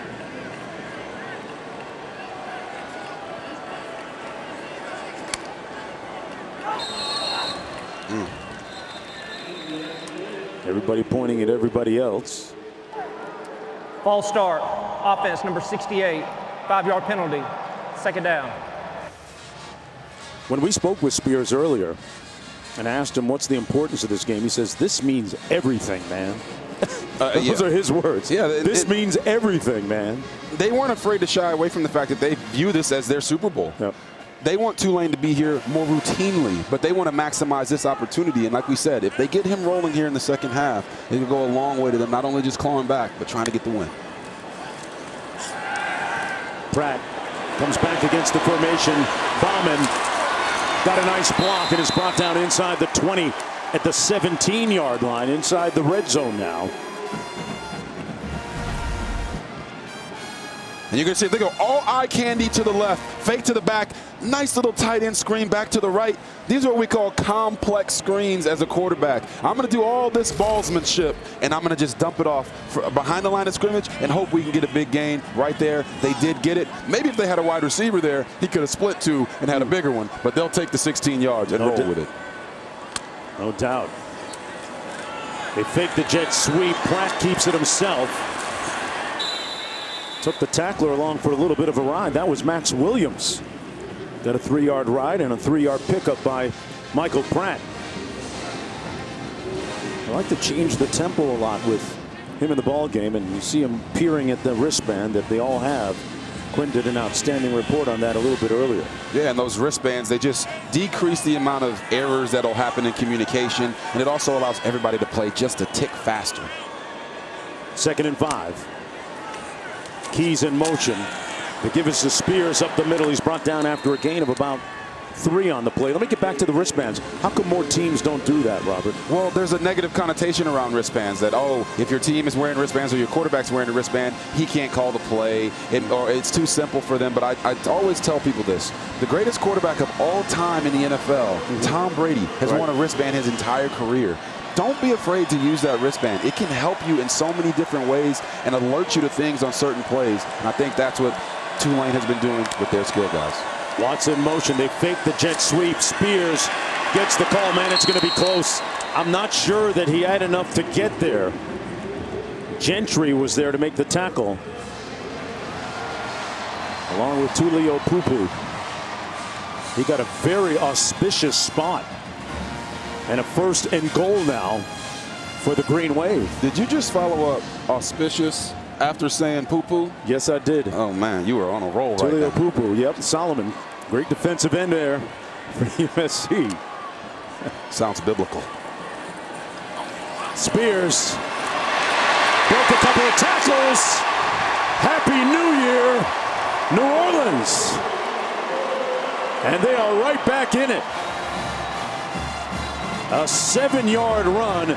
It looked like he carried that many guys into the end zone with him, Robert. Yes, it did. We talked about it. Hey, they're going to have to throw the football at the end of the day because USC is going to try to put up these big numbers. But if they get Tyjae Spears rolling, right here you see him on the run. Oops, he did it again, scoring a touchdown. Early in the first half, they got him rolling. They knew going into halftime coming out, they got to get this guy the ball because he is the heart and soul of their offense.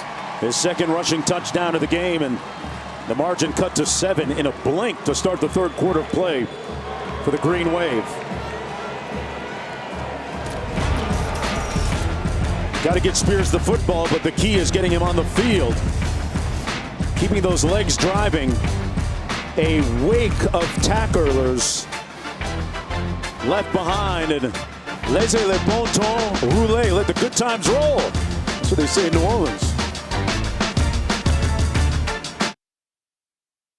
Goodyear Cotton Bowl Classic. Amazed with the interaction we've seen from Caleb Williams and his teammate. Look at me, look at me. Communicating the plays respectfully. He's in complete command, showing control and leadership. Put your arm around me, brother. Put your arm around me. Hey, get that helmet back on. I love you, man. I love you. He's done it on the field. He's done it with leadership. He's done it with the body language. This guy is the complete package. Heisman winner, Caleb Williams.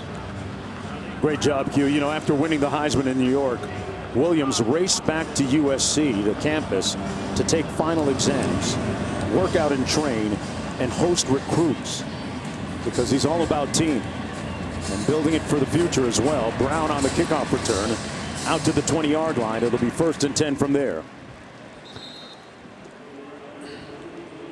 You know, Robert, we kind of alluded to the fact that, you know, it caught a lot of eyeballs when he left Norman, Oklahoma last year with Lincoln Riley, came to USC. Yep. But, I mean, if you're a quarterback or a 4 or 5-star prospect that wants to play at a high level, why wouldn't you make the move that benefits you the best? Yeah, Not just Williams, but I mean, he was a 5-star guy, but everybody else. Yeah, I mean, you definitely should. And I feel like with Caleb Williams, his story is just a little undertold. Didn't play his senior year in high school. Then he goes to Oklahoma, takes over in the middle of one of the biggest rivalries in all of sport between Texas and Oklahoma. And then his coach leaves. He follows him to USC. And the success that he's had, that's why you saw the emotion from both of them at the Heisman Trophy ceremony. I just know that for Caleb Williams, what he's done and how he has managed this situation, you saw Q just depict all the things that have happened on the field. Well, Caleb himself and Lincoln Riley said he was not ready to lead a college organization or franchise if it was the NFL last year. But this year, he's shown you why the growth, the steps he's taken as a leader to know that, hey, now it's on my shoulders. I can do this, and you're seeing it down in and down out. You know what I love? The fact that he gets Lincoln Riley for another year, and I love the fact he took his offensive line to the Heisman Trophy ceremony with him in New York. That's huge. Something that would never be possible without NIL. To go from LA to New York on a private jet. Do you know how much that costs? Go ahead and tell the people at home. On a receiver screen, this is Hudson. And Hudson out to about the 45-yard line. If you notice, Mark ignored that question because it costs way too much money. Middle seat. Way too much money. Middle seat coach class, baby. Pass those peanuts back. Name, image, and likeness defined. There's what it is, and it is translated into life-changing opportunities, finally, for collegiate athletes who have a chance to change the arc of their lives by being able to bring some money home while in college. Pass complete to the sidelines. That's Jones, and close to another first down. Williams has completed his last 9 in a row, by the way. And you're kind of seeing his growth. When I talked to them earlier this year, they said, we don't want Caleb to always rely on his athleticism. Right. When he does, it's special. But he's got to be a facilitator of the ball. He's got to work within the offense so that, hey, when your hamstring's not 100%, you can still go out, put up 28 points, and dish the ball out to all of your offensive weapons. He's doing that right now. 1st and 10 from midfield. Out of the backfield, incomplete, dropped by Austin Jones. Well, here are our first NBA Wednesday matchups of 2023 on ESPN.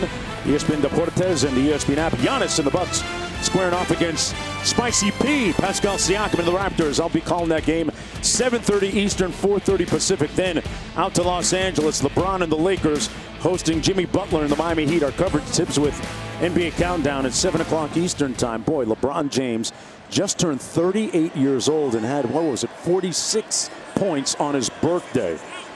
Man, act your age, LeBron. Yeah, you almost had a 40-point triple-double. The dude is unbelievable. He's aging backwards. Unbelievable. The Benjamin Button of NBA. Is he the Tom Brady of the NBA?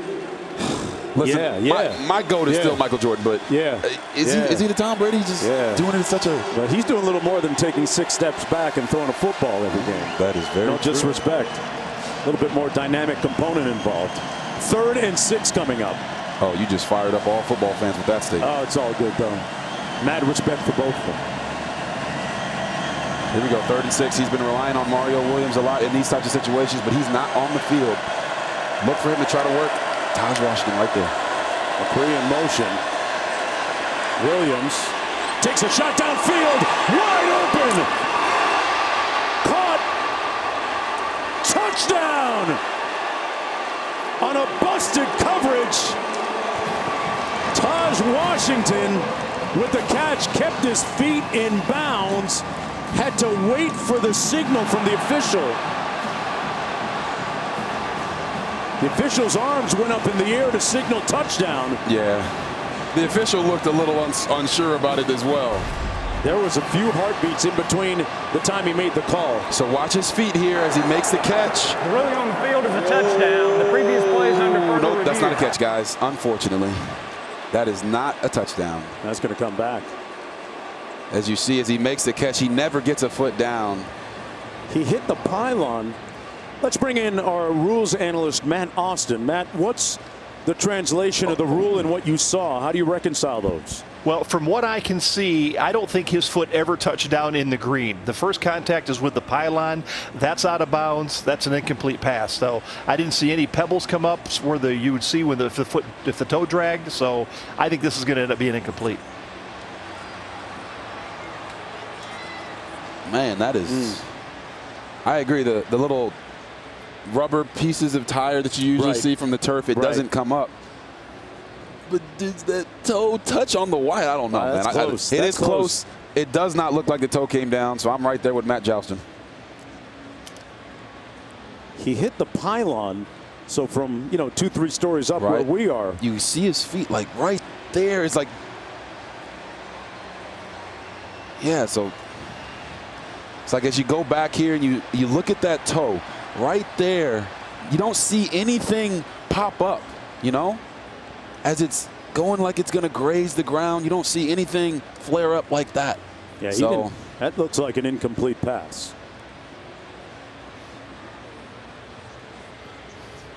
Matt, now that we've seen it a few times, your thoughts? Yeah, I still stand by what I said before. I don't think the foot touched the ground. The pylon is out of bounds in the end zone, so I don't think that's a catch. All right, they're still taking a look at it. I tell you what, the bottom line on this, somebody in that Green Wave secondary fell asleep. Oh, yeah. Here's the call. After further review, the pass is incomplete. The receiver's shin touched the pylon, which is out of bounds. It'll be 4th down at the 47-yard line. The pylon is out of bounds. Yes. So, Matt Austin, that would mean that if he touched the pylon first and the foot then came down in bounds, it still would have been incomplete, correct? That's correct. The pylon is out of bounds in the end zone. So if you touch that first, you're out of bounds. Okay. Well, last time on 3rd and 6, I said they should go after and try to get the ball to Taj Washington right here on 4th and 6, right in the middle of the field.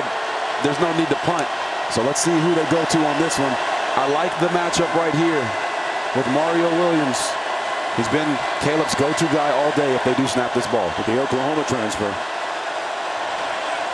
Play clock is down to 5. They got to get busy here.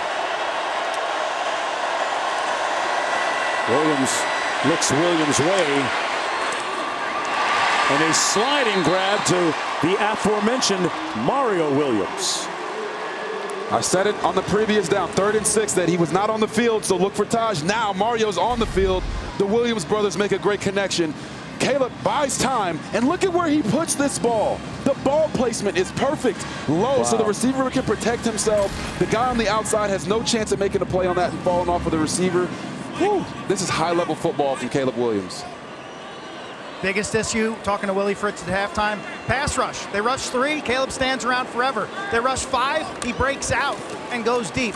They just can't figure it out defensively right now. As you see a nice stop by Hodges off the edge, but the pass rush has been the biggest dilemma for Tulane and Coach Willie Fritz. Great observation and report there, Q, because speaking of pass rush, Hodges, who just made that tackle, Robert, he's their best pass rusher, first team all-conference for Tulane. Yes, he is, and we mentioned it earlier that he led the American Conference in tackles for loss last year. Now they're trying to get him to get back and be more aggressive. They did more drop 8, and their defensive coordinator, Chris Hampton, said, listen, if you rush 3, Caleb's going to stand back there and run around. If you try to get after him and you lose contain, he'll burn you with his legs. Right now they feel like they can't win for losing. On 2nd and 11, escaping harm, Williams sets. There was contact, no flag thrown. Brendan Rice, the intended receiver, Larry Brooks, appeared to run up his back. But seen otherwise by the officials. Good play defensively, and 3rd and 11 coming up. Larry Brooks there to break that pass up. You know, Mark, the difference between that play right there by Larry Brooks and the pass interference that was called on Jarius Monroe earlier is that Larry Brooks has a right to try to go get the football. Okay. So when that ball's in the air, he's got clear vision on it. He's attacking downhill, trying to make a play on it. Yes, he hit Brendan Rice early, but he does have the right to that space. Jarius Monroe earlier had his back to the ball. That's pass interference. They're 9 of 11 on 3rd down. Williams retreating and wisely throws it away. Outside the pocket, ball went beyond the line of scrimmage. Man in the area, Nick Anderson. Grounding, the quarterback was outside the tackle box. Pass across the line of scrimmage. 4th down. As noted. So 4th down from the 35-yard line.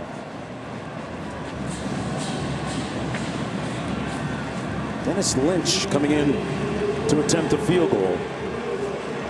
This will be from 52 yards out. Has a career long of 49.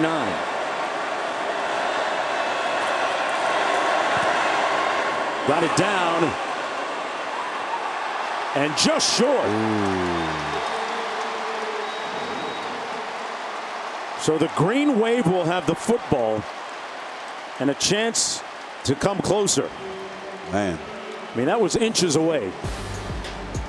Lynch gave it a good ride that time. Yeah, you'll see this kick by Dennis Lynch. When you look at his picture, he looks like the kid from Bad Santa. That was a bad kick, just short.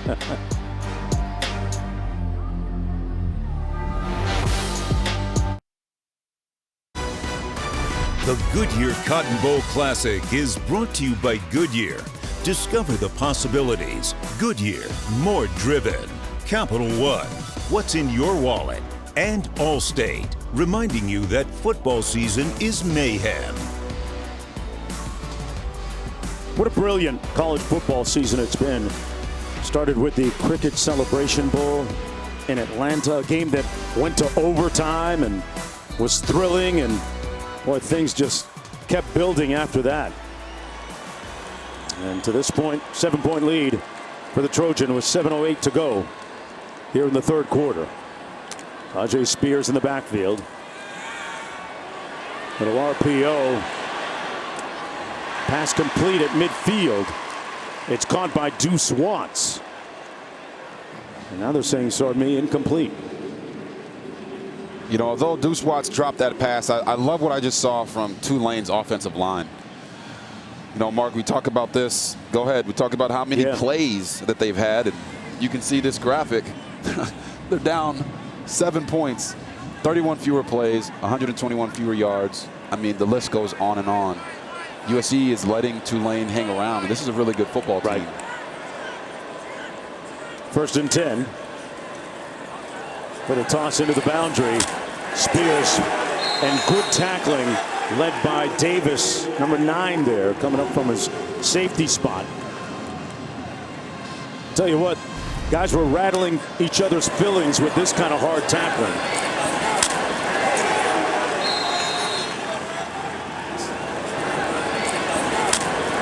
Got to be lifting your weights when you're making and taking hits like that, Robert. Yeah, it reminds me of those Under Armour commercials. Click, clack. You could hear it right there, man. 3rd and 7 coming up as a result. Spears the lone back, 4 receivers. Pratt on the move, going to do it with his legs. Get the first down and then some. There's a flag down, though. Let's see if this play stands. We talked about Michael Pratt's ability to run. Well, we've seen it a few times already here. Picked up 23. Let's see if it stands.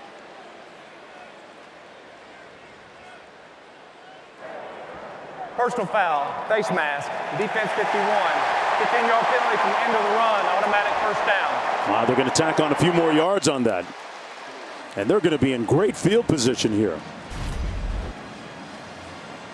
Yeah, you're going to see 51 right there when he comes across. He grabs Pratt's helmet. The face mask pulls the neck back. He's going to feel that tomorrow. But right now, he's thinking about that first down as you see it right there. Ooh, that is all of it. Painful. He got all of that one, like you said, Mark. But nice job by Michael Pratt. Not freaking out. Right. Use your legs. Go get the first down. And now, look, they're in threatening position to try to tie this game up. From the 24. Pratt keeps it himself, holding that ball high and tight. And good open field tackling by Mekhi Blackman. It was Blackman that came to the defense of the coaching staff. In particular, Coach Grinch, the defensive coordinator, in wake of that disappointment against Utah. And he said, folks, and I'm paraphrasing here, never mind, Coach Grinch can blankety blank coach. These guys believe in their coaches. They believe in what they've been preaching to them and teaching to them all season long. So they take it personal when their coaches get talked bad about. Off the fake. Pratt going to be sacked at the 26-yard line. Devoured. Eric Gentry leading the way. Had some company as well with Benton. Yeah, you're going to see the play action fake, and right there they convert from run stop to pass rush. And the Tulane offensive line and the tight end right there, number 87, just didn't give Michael Pratt an opportunity to even throw the football away. Sometimes I'll say, hey, don't hold on to the ball so long. But in that one, he didn't really have a chance. Yeah. And keep in mind, the Trojans lead the FBS in turnover takeaway, plus 22 on the season. And Pratt's going to be sacked. Brought down actually right around the line of scrimmage by Davis. So this is a huge win for the Trojan defense. Impervious when it counted in the shadows of the red zone. Valentino Ambrosio going to come in and try and attempt a field goal for the Green Wave here. Yeah, after giving up the big run to Pratt with the tacked on yardage for the face mask, to come out and get a stop and potentially hold him to a field goal, that's a win all day for the Trojans. 42 yards out.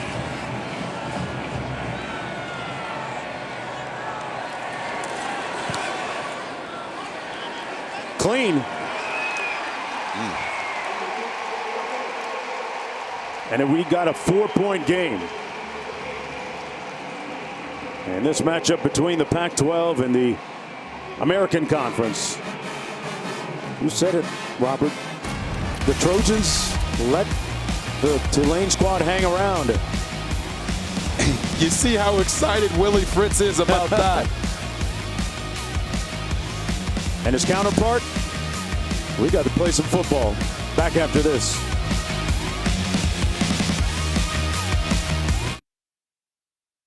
Welcome back, everyone. Taco Bell is bringing the Live Más student section and its students to the Goodyear Cotton Bowl Classic today, folks. They're picking up the tab for students from each school so these passionate fans could come cheer on their teams. You know what I would say, Robert? The best nation in the world is a donation. Yes, sir. Nice move by Taco Bell. Man, brought them here free. Little over 4 minutes to go from the 3-yard line. Malik Brown going east-west and running out of room. Oh. And a late flag. Looked like we got a face mask. Boy. And they had him pinned inside the 10, Robert. Yep, you're going to see him reach, and there's the face mask. Man. Had his fingers all up in his kitchen there. Look at that. Get your fingers on my face. Oh, my goodness. They knocked out the cameraman. Is he okay? Wow. He took a hit. Got a flag down at the 5. The officials still conferring. Yeah. Got a flag down and a man down. Yeah. Flag down at the 5. Man down on the sidelines. There he is right there. Readjust your hat, man. Looks like he's okay. Yeah. You okay? You okay? Yeah, I'm fine. Things happen pretty fast down here, doesn't it? Occupational hazard, bud. Keep your head on the swivel, my man. Always. He got the shot, though, Q, I'm sure. He got the shot. Money Did shot. you get the shot? I got it. I got it. That's what matters. There you go. You really got to be careful down here. During the return holding, receiving team number 10 is declined. Personal foul, illegal blindside block, 35 receiving team is accepted. Half the distance to the goal, first down. Wow, we had a lot going on there. So didn't quite go the way we were thinking with face masks. What? There was none. There was no face mask indication. And it's going to be backed up all the way to the 2-yard line.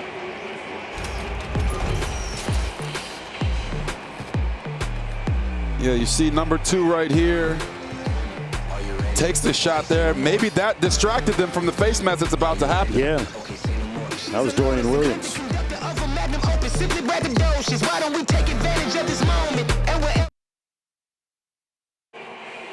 Want updates on the action? Just tell Siri, show me college football scores. USC 1st and 10 operating in the shadows of their own goalpost from their own 2-yard line. 1st and 10. Williams is going to hand it off to Austin Jones. And go back to Matt Austin. Explain what happened on that last kickoff. Well, it's a little bit unfortunate because there were 2 fouls on USC. One was backup field. One was the blindside block you see right there at about the 5-yard line. So they have the option of declining one and accepting the one that's most advantageous, which they did.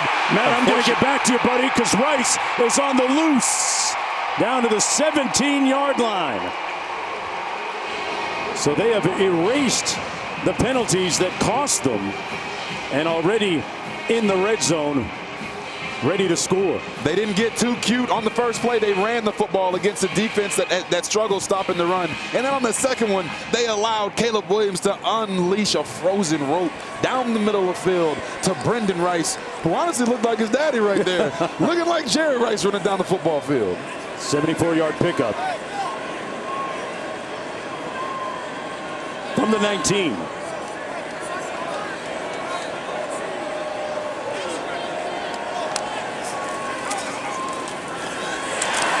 Williams kept it.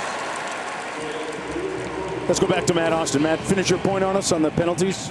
Well, it doesn't make any difference now, but what I was going to say is unfortunately they missed the face mask, which would have allowed USC to accept offsetting fouls. They would have replayed the kickoff. So at this point, it doesn't matter.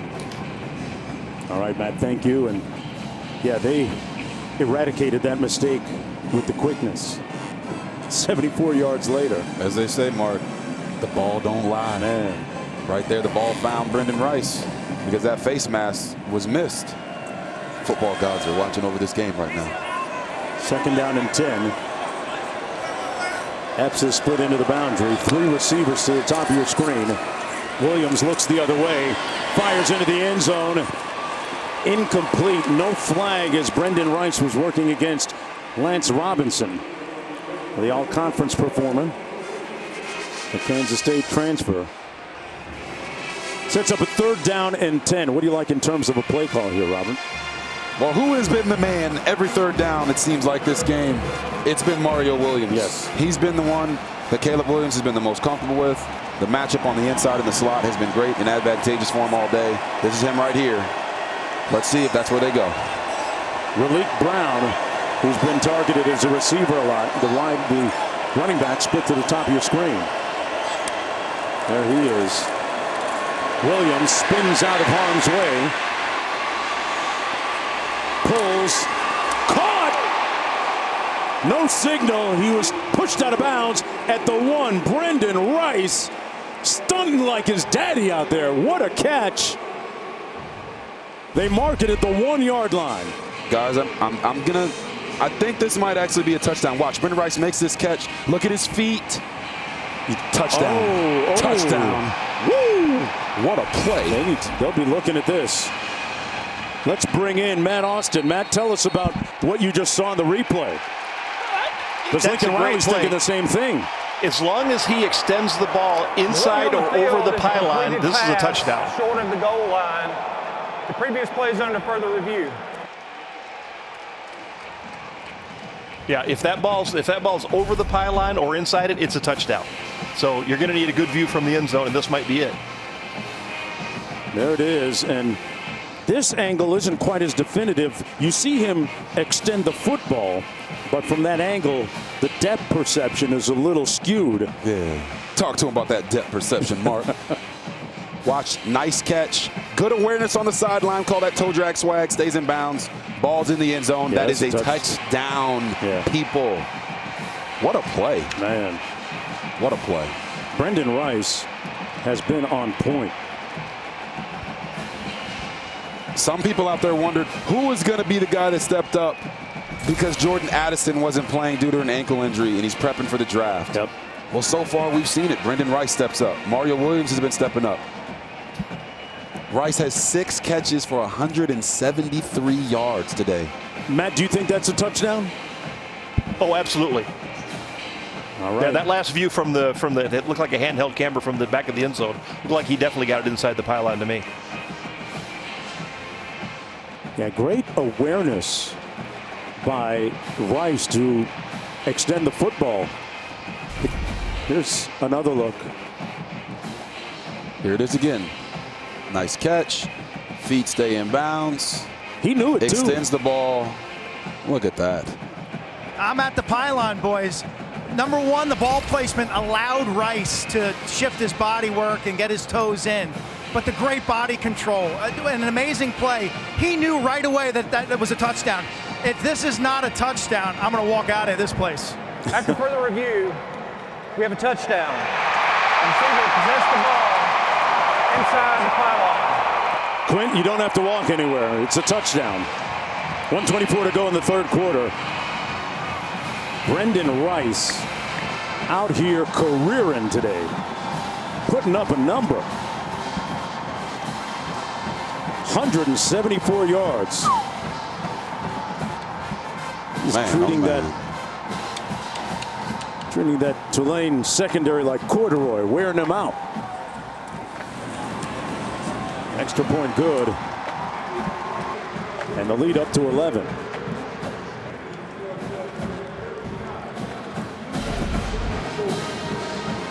Look at the reaction. Yeah. He knew. And you talk about that drive, the two big plays that got them all the way down the field from their own 1 yard line. Brendan Rice. And then there's the reaction on the other side. The pendulum excitement from USC. And that, oh my goodness, I can't believe it. Yep. From the Tulane fans. Maybe we can get her some Cafe de Monde. Hey, that's always a good panacea. Great medicine for everyone's ills. Caleb Williams, meanwhile, 384 yards passing, and the meter is still running here in the third quarter. 26 of 40.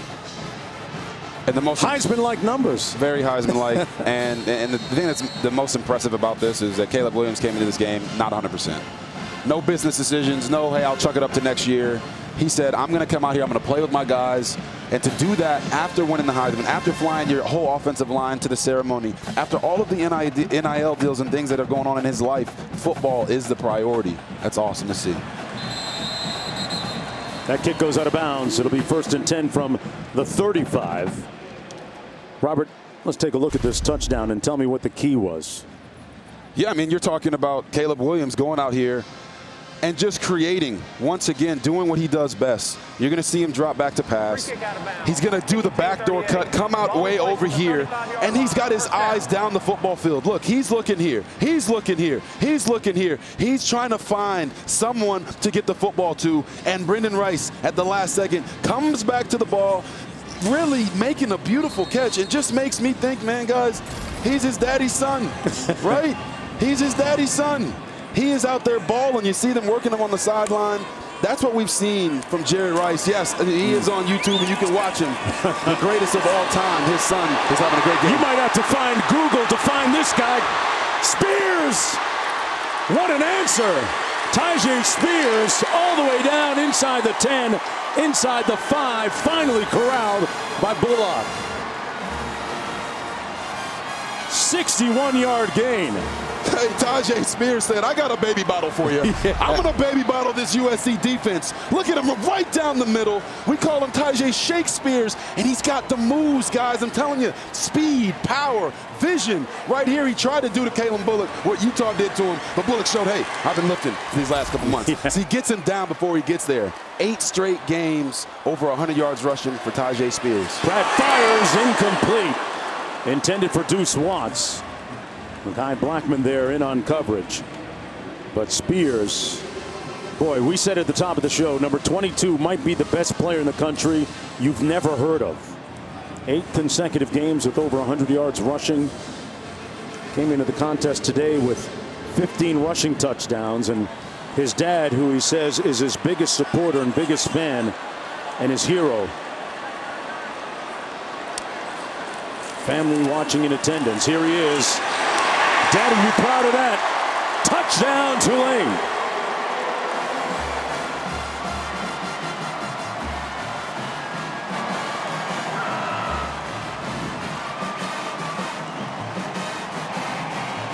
The green wave will not go away.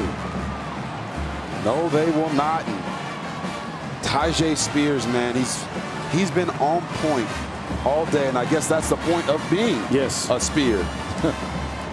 I just love the way this guy plays the game. Can't wait to tell the story that he talked with us about his father, Margene Spears. But here they are, going for 2. And Pratt flanks out. Spears going to take the direct snap and a wildcat.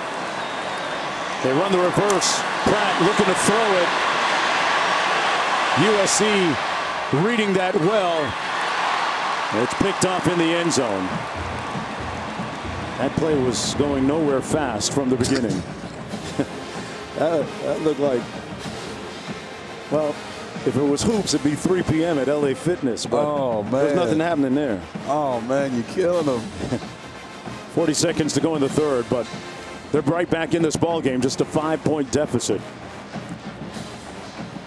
Spears has 3 rushing touchdowns today, ties a career high. Great story about him. He had offers coming out of high school of a lot of Power 5 conference teams. And Coach Fritz, on the home visit, spoke to Dad and said, Dad, have you ever missed a game? And he knew the answer was no. He said, well, if he comes to school here at Tulane, you won't miss any. He'll be right in your backyard, and he'll do great things, and it's all come to fruition. Exactly. And if you look at the call sheet or the book on Tyjae Spears, it'll say he's from Ponchatoula, Louisiana. Well, that's just New Orleans, people. So he gets to stay home, go to Tulane, and when he talked with us about his relationship with his father, he said, that's my dog. He's the first one that signed him up to play football. He doesn't remember a moment of football that his dad has missed in his entire career. And it just goes to show you, when you have the support of your parents, and especially as a young man, a young black man in this country, you have the support of your father, the possibilities are endless. He's getting a great education, and he's putting it on tape right now. Onside kick, but they didn't catch the Trojans napping. Davis was there to scoop it up, and they're going to have pretty good field position as a result. Robert, what do you make of the gamble to go with the onside kick here? I mean, he's trying to catch him off guard. I'm in the middle of telling a story about Tyjae Spears, and he kicks an onside kick. I get it. I understand. Right. But I don't really love the play call there. Just keep the momentum on your side. You kick it off and make them go the whole field to score. Hey, next Monday, #1 Georgia taking on #3 TCU in the College Football Playoff National Championship game. Presented by AT&T. Coverage begins at 7:30 Eastern, 4:30 Pacific on ESPN. We'll have pregame coverage all day long. But for this matchup, we'll have you covered from every platform. Look at that. TV, radio, digital, so many ways to watch and listen to the biggest college football game of the year. Williams gets it out on the receiver screen. It's caught by Michael Jackson. And Jackson stopped up just shy of the 30, picked up 16 on the play. Caleb Williams has hit 400 yards passing, and we haven't even finished 3 quarters of play. Oh, my goodness. And he's got 4 touchdowns to go along with it, which ties the Cotton Bowl record for touchdown passes. So there's going to be a lot more points in this game. I'm excited about that. Williams. Great feel in the pocket. He just feels the pressure and escapes. Wisely throws this one away. We're going to have a flag and an offsides. I think Williams knew he had a free one. Angelo Anderson, #3 right there, moved a little prematurely. Offside. Defense #3. In the neutral zone at the snap. 5-yard penalty. Still first down. That's the end of the third quarter. We'll extend the third quarter with 1 on-time down. Or not. They're going to extend the third quarter on an untimed down. So we'll play one more. USC's going to have to clear the field because their entire squad is on the field right now. The nose of the ball going to be placed right at the 26-yard line with the penalty. Can't go for the pump fake, folks. Hope you didn't get up. Go get something to drink or eat. Got one more untimed to play here before the third quarter is officially expired.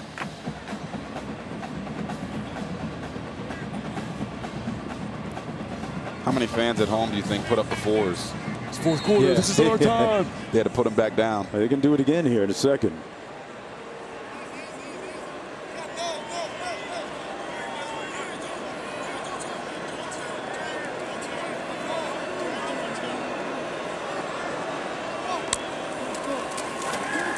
Williams out of the backfield. Good open field tackling on that catch. Nick Anderson, one of the leaders of the defense, making a little bit of a statement there to end the third. End of the third quarter. Nice hit on Austin Jones. That's the end of the third. Back after this.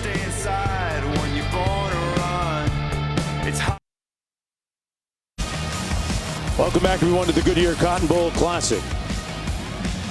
Don't forget, coming up next, number 11 Penn State squaring off against number 8 Utah in the granddaddy of them all, the Rose Bowl, presented by Prudential.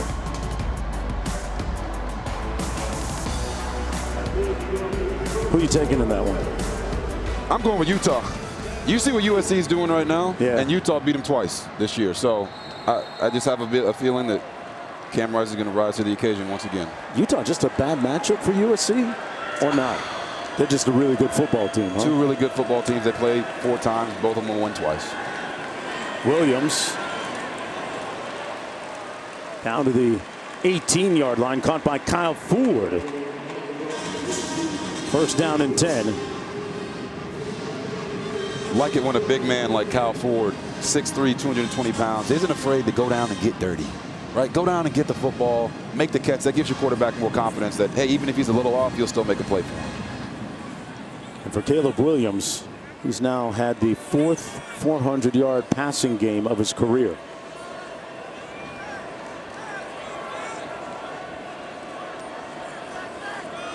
Jones in the backfield. He gets the carry. He's brought down after a gain of about 5 by Dorian Williams. Williams, one of those durable linebackers for the Green Wave. He and Nick Anderson lead the team in tackles with 115 and 108 coming into the game respectively. They are the backbone of that defense. Yeah, look at Nick Anderson's jersey. I mean, that bad boy is dirty. That's how you know you're playing linebacker. Right. You're flying all over the place. Him and Dorian Williams both over 100 tackles this year. And Williams actually has 5 sacks, so they might need to get him blitzing a little bit more to get Caleb Williams on the ground. 2nd and 6, gets rid of it quick. Complete to Jones out of the backfield. Made a nice move and picked up the first down inside the 10. It'll be first down and goal for the Trojans.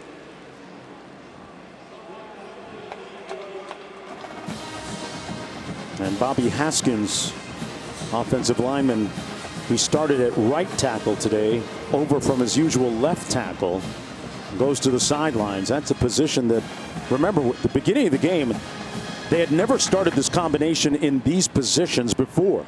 And now they're already having to change him up. But you got to tip your hat to this offensive line. Protection we thought would be an issue, but the Trojans have been on it all day in protecting Caleb Williams. First and goal. Jones cuts it up and is brought down at about the 3. Let's go to Quinn. Tulane's biggest nemesis on defense right now, fatigue. USC with a 2-1 margin in plays, over 70 plays. Tulane's only got 35. Time of possession, same deal. And you just worry about fatigue setting in for the Tulane defense that has just been chasing Caleb Williams around all night. Long plays, 8, 9, 10-second plays. Not sure how much gas is left in the Green Wave tank. Holding up so far, but you saw Dorian Williams breathing heavily there. 2nd and goal. McCree in motion, now sets. Williams slings it, touchdown! Kyron Hudson. And the beat goes on for the Trojans.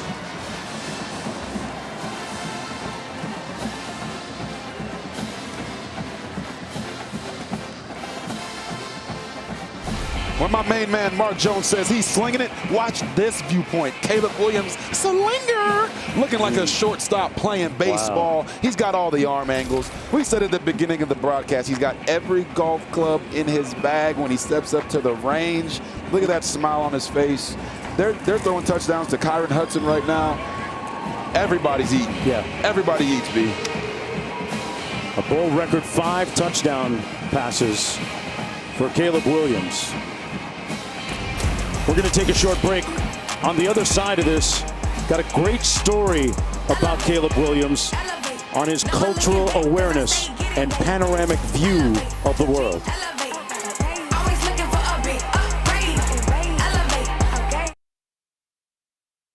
Welcome back, everyone. Aerial coverage provided by Goodyear, celebrating the challenge of road games everywhere.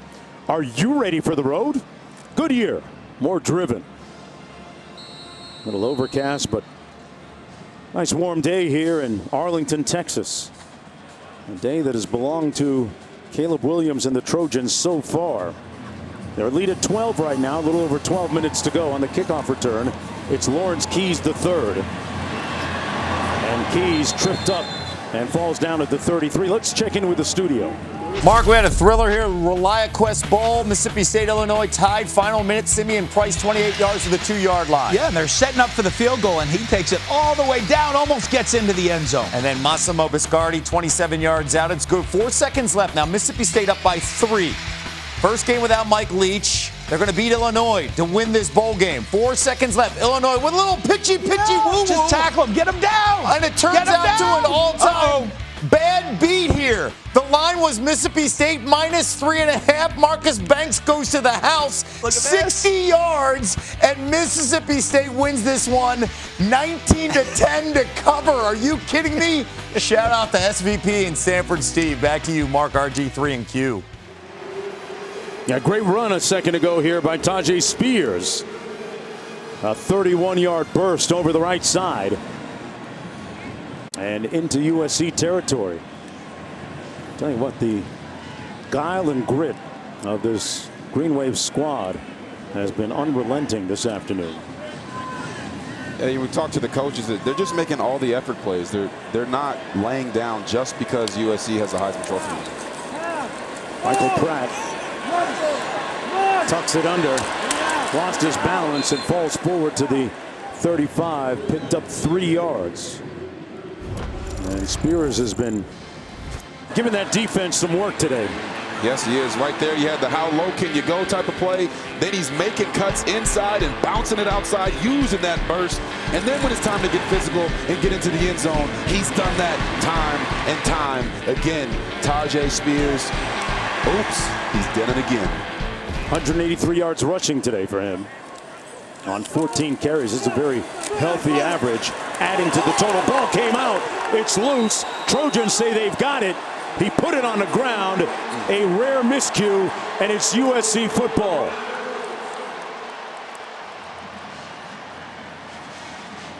As you see the look of disbelief there on the fan's face, it's Tyjae Spears is having a great Ruling game. on the field is a fumble recovered by the defense. First down, USC. Take another look here.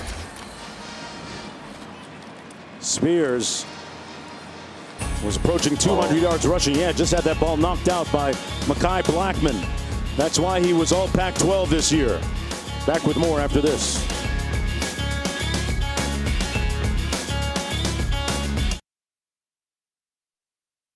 The Goodyear Cotton Bowl Classic is brought to you by Goodyear.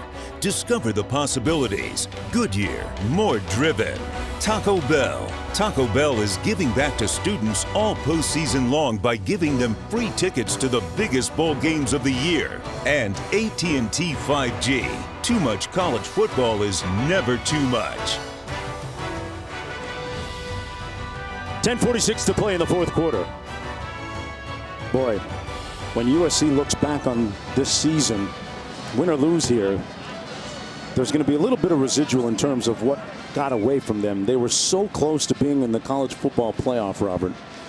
But in the words of Lincoln Riley, he said, with respect to this game, this may not be the best team that we ultimately have, but it might be the most important team that we have in terms of what we are trying to build now at USC. And what he meant by that is someone had to change the culture. Someone had to be the catalyst. For USC, it's been all these transfers that came in. As he said earlier in the year, this is the most unique roster in USC history. Caleb Williams hands it off. Gain of about 3 by Jones. You know, Williams is a guy that has a great sense of cultural awareness. He went to Gonzaga High School in the D.C. area. In 1836, slaves built the school that he went to. Those slaves were subsequently sold to people in Louisiana. So on his visit to LSU coming out of high school, he made a very heartfelt and poignant visit to the gravesite of those said slaves, brought some of the soil back to the school that the slaves built, and gave it to his high school coach and some of the students there as a keepsake, and kept some for himself. A young man that's very culturally aware of where he fits in the big picture. Washington with the catch and the run for the first down.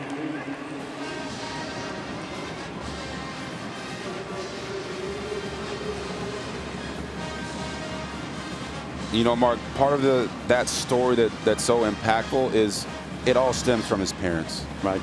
Right. They've been planning this. They had the Breakfast Club workouts that everybody heard about at the Heisman. And if you didn't, this kid was, 10, 11, 12 years old, getting up at 5 a.m. in the morning, working out, had a nutritionist, had a personal coach, a mental coach. Everything he's done in his life has been prepared him to be in this moment, and he's maximizing that. On the block, the jargon is Before black the snap, excellence. false start, offense 76, 5-yard penalty, first down. And Caleb Williams certainly has it. And it just goes to show you that we talked about Tyjae Spears and how his family supported him, and Caleb Williams and how his family supports him. It's okay to have a plan. Yeah. It's okay to dream big.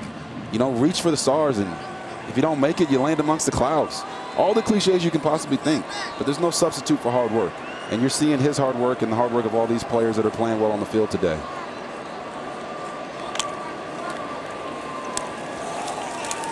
They're going to keep it on the ground. Gain of a few yards by Austin Jones.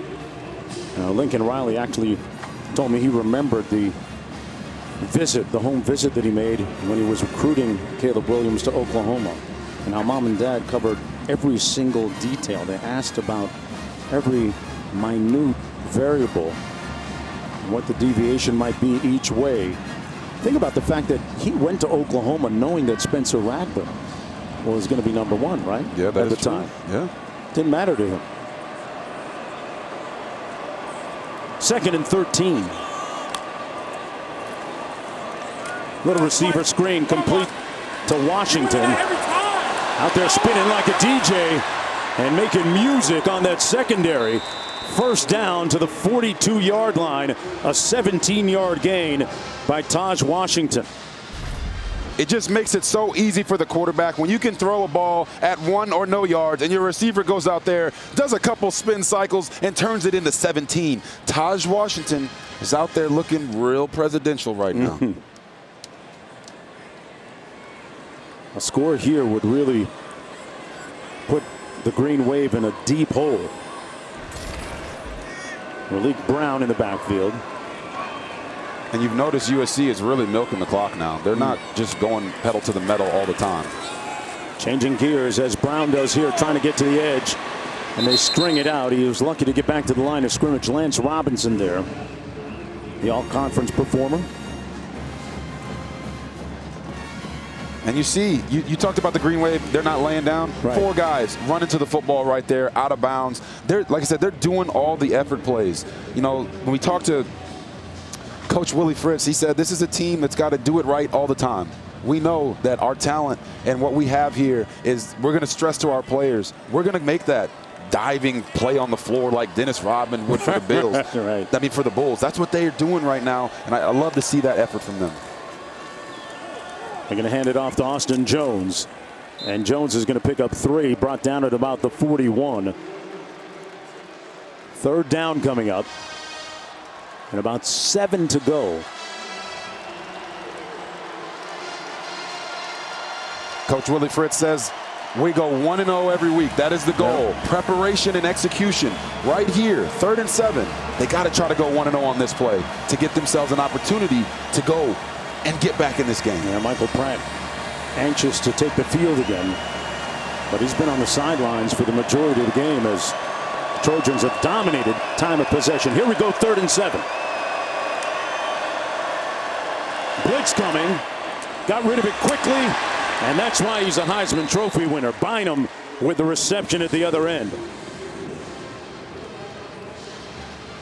I feel like every other big moment, they're just rolling Caleb Williams out, giving him run pass options. And right here, hits that 4th step, 5th step, boom, puts it on the money. Terrell Bynum.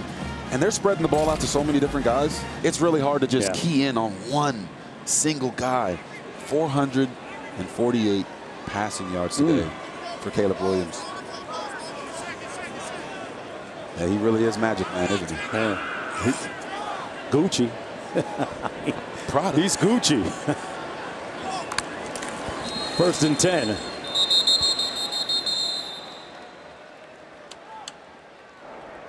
Timeout, USC, the first of the half.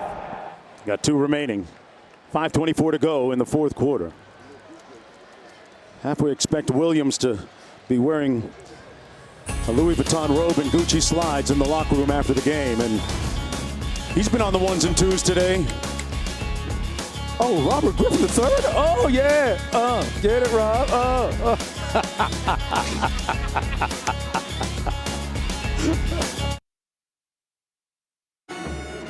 Don't forget, coming up next, the Rose Bowl game presented by Prudential. Number 11 Penn State against number 8 Utah.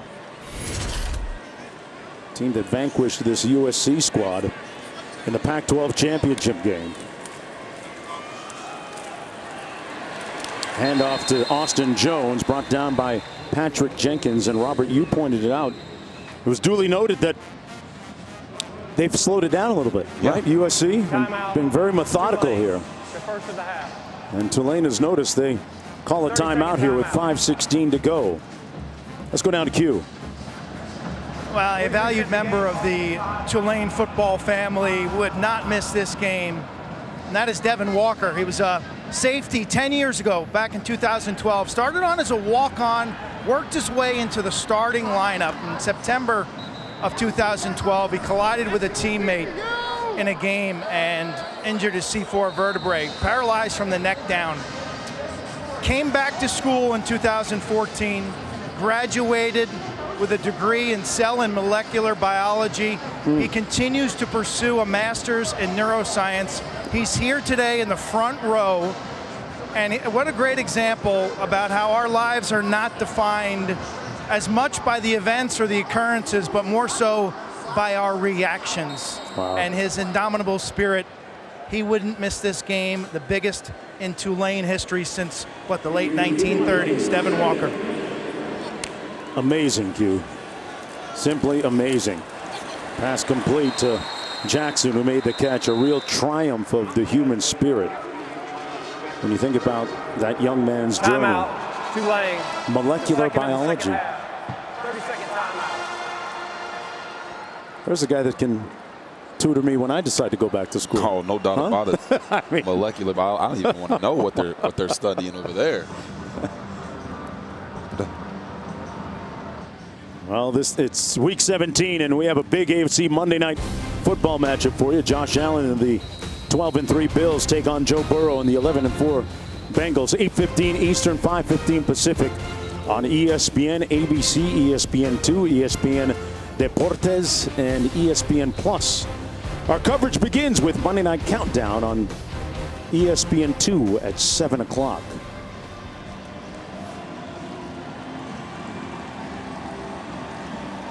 .5:14 to go, 3rd and 9 coming up. And now for today's Capital One rewarding performance, it's Caleb Williams. Surprise, surprise. I mean, the guy's been doing everything. You see the sidearm slings. He's been spreading the ball around on the run, using his athleticism, showing you that that hamstring is just A-OK. And then he just throws frozen ropes 30, 40, 50 yards down the football field. You can call him whatever you want. Superman, right. Heisman. One thing he does every time he's on the field is create magic. 3rd and 9. That pass is going to be caught but short. Mario Williams making the catch about 4 yards shy of the first down. The margin is 12 with about 5 minutes to go. And to think that, you know, when this game began, we were still a little bit unsure as to whether he would play or how much he would play or what he would be moving like. No questions. Yeah, he's put all that, put that all to bed. And I'm more than sure the Tulane fans here in Tulane defense wish he wasn't playing. Yeah, I tell you what, I remember the USC days when James Conn was walking around the practice facility there in Los Angeles and Snoop Dogg was hanging around. The glory days feel like they're coming back for the Trojans. That field goal good by Lynch from 43 yards out with 4.5 minutes to go. 15-point lead. And you know, we thought, how is USC going to respond to just barely missing the college football playoff? Well, you got your answer. 45, and they're looking to win this Cotton Bowl. We get back.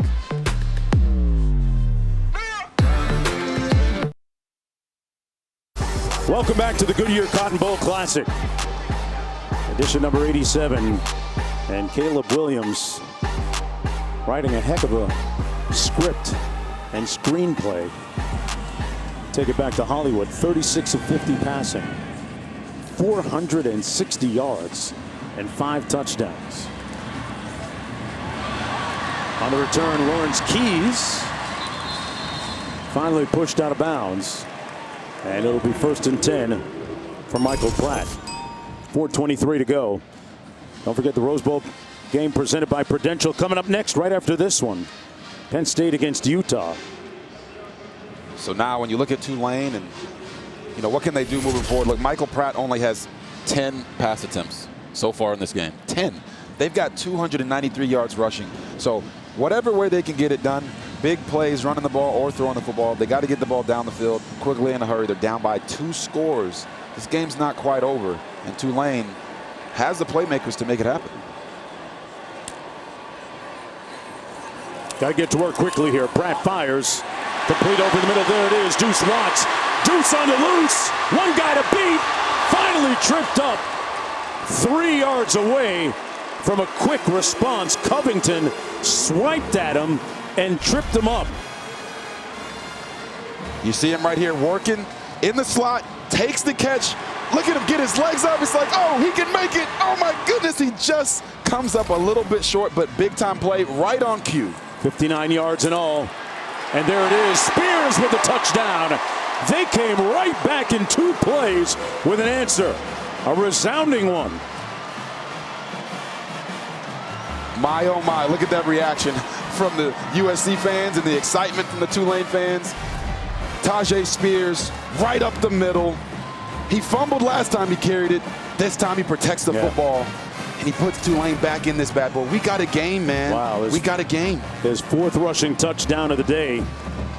Look at that. They only used 23 seconds on the clock and got a touchdown score. The margin is at 8. It's a 1-score game with 4:07 to go. Thus, this next series offensively vitally important for the Trojans. Yeah, that's what Trojan Nation is thinking right now.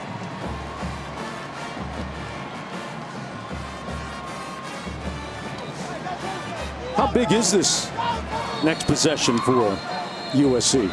Yeah, I mean, you could honestly say this could be the possession that decides the game, but there's 4 minutes left, and we've seen crazier things happen. The end of this game, the score could be 60-61. You never know. It's college football for you. But if you're USC, you want to get the momentum quickly right back. It's about how you answer in this situation, because you don't want to let Tulane bring Mardi Gras to the Plains. You don't want to let them do it. I'm telling you, it'll get crazy out there.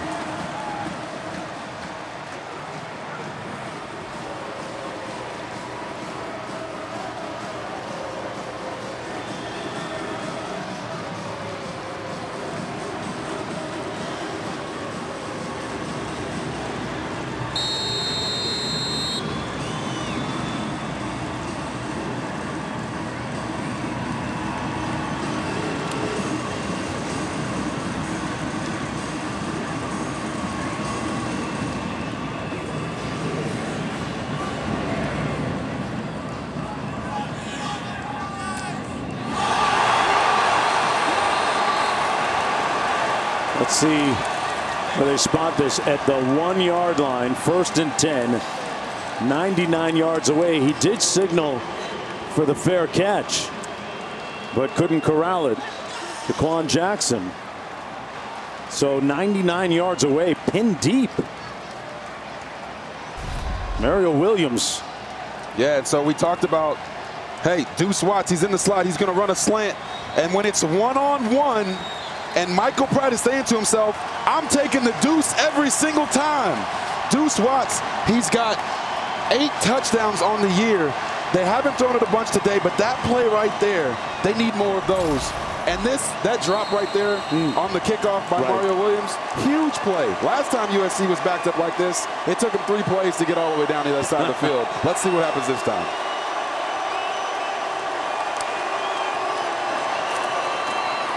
They're going to run it on 1st down. Austin Jones Got back to the line of scrimmage. Dorian Williams, number 2, bowing up on the play. Here's the critical drop a moment ago. Man. Going for the fair catch. Didn't quite look it in. Now they're backed up in their own territory. 2nd and 10 coming up.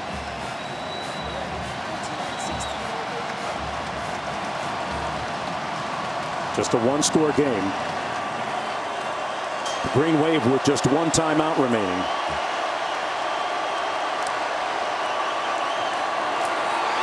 Oh, we're going to have a safety. Jenkins with the tackle, and it's a safety, and they'll get the football on the kick. What a cataclysmic turn in favor of the Green Wave.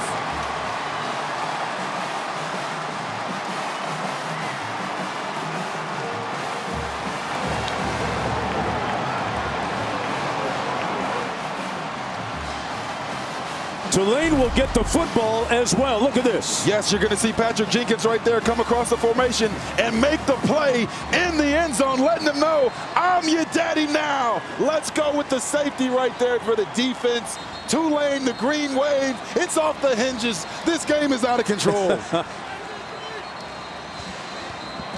Look at the reaction of Willie Fritz.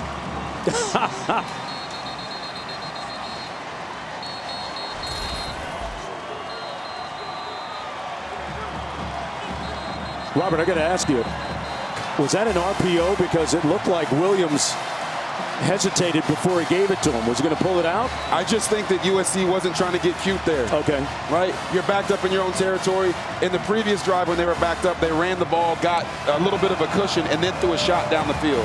I think they were really just trying to get the ball out of their own area, and the offensive line allowed Patrick Jenkins to go all the way across and penetrate with authority. Q.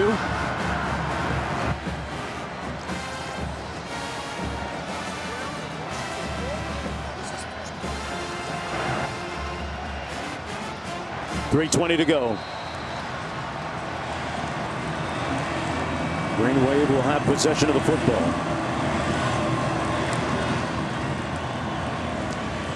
And the Trojans with Key on the return. Got to the 34. The Trojans will rely on its defense. Let's go down to Q. Willie Fritz has been coaching college football for 30 years, but there was a time that he was a player himself for Pittsburgh State.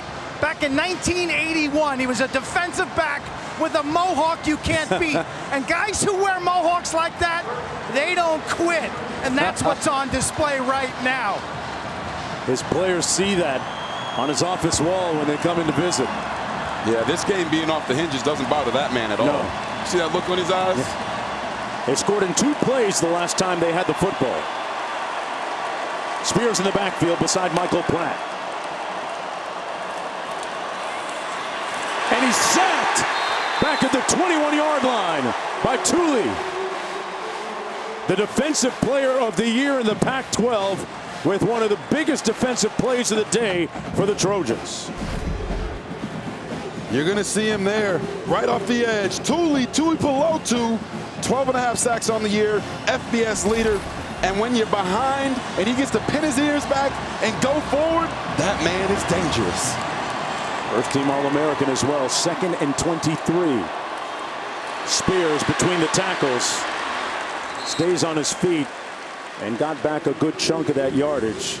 Man, is he a talented guy. Got 12 yards on that scamper. It'll be 3rd down and long coming up. They've got 1 timeout remaining. USC has 2. I don't know if they'll do it here, but I wouldn't be afraid to run the football again. If you're going to go for it on 4th down, at least get it manageable. Put the ball in the hands of your best player. Pratt almost got sacked on the run. Oh. Nice straight arm, put it on the ground, but he was down. He hit the turf. Nick Figueroa in hot pursuit. 5-yard gain on the play. It's 4th down coming up. And Mark, this is a big moment. When we talked to his offensive coordinator, Jim Swoboda, he said, Michael Pratt is a competitor. He wants the ball in his hands in crucial moments of the game. What more crucial moment is there than 4th and 6? with a minute left in the game.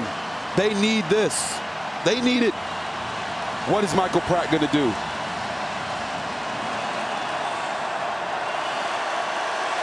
Need a play here if you're Tulane. Pratt going to take out his do-it-yourself kit and picks up the first down. They stay alive and move the chains. An 8-yard gain for Michael Pratt. Well, I said he wants the ball in his hands in the most crucial points of the game. So what did he do? He took it into his own hands. Like you said, he took out your do-it-yourself kit, put his shoulder down, let his team know he's going to put him on his back to get that first down. And the Green Wave called timeout. Tulane. Their third and final. Their final timeout of the ball game with 1:08 to play. Michael Pratt looked like he was cut or got hit. Hey, don't forget to tune into the Ram Trucks postgame directly following the game. What a thrilling finish, and a helpless-looking Caleb Williams on the sidelines looking towards the heavens for another opportunity, perhaps. I'm not sure he's going to get one with just 1:08 to go and his defense on the field. Boy, Robert, this is why college football is so unique and so wonderful, right? Yeah, games like this. You just don't know what to expect, ever. Expect the unexpected when it comes to college football. And I just love the way this game has gone back and forth. Tulane's been down by 14 at times. USC seems like they've been in complete control. And now all of a sudden, Michael Pratt and Tyjae Spears are saying, the Green Wave, we're not going away. No timeouts remaining for Tulane. Only a touchdown will do.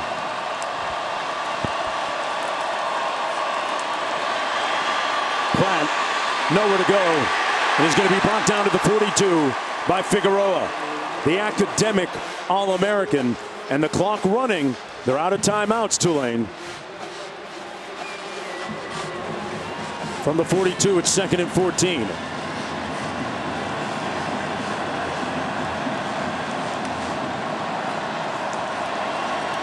Pratt gets rid of it quickly, complete. Stops the clock with 38 seconds to go. A 4-yard pickup to his tight end, Reggie Brown. Right now, USC is playing some man coverage on the back end.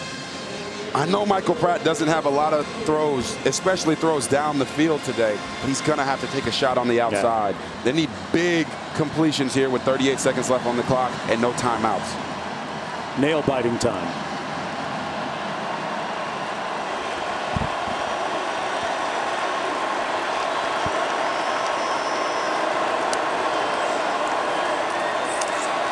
Pratt batted down at the line of scrimmage, incomplete.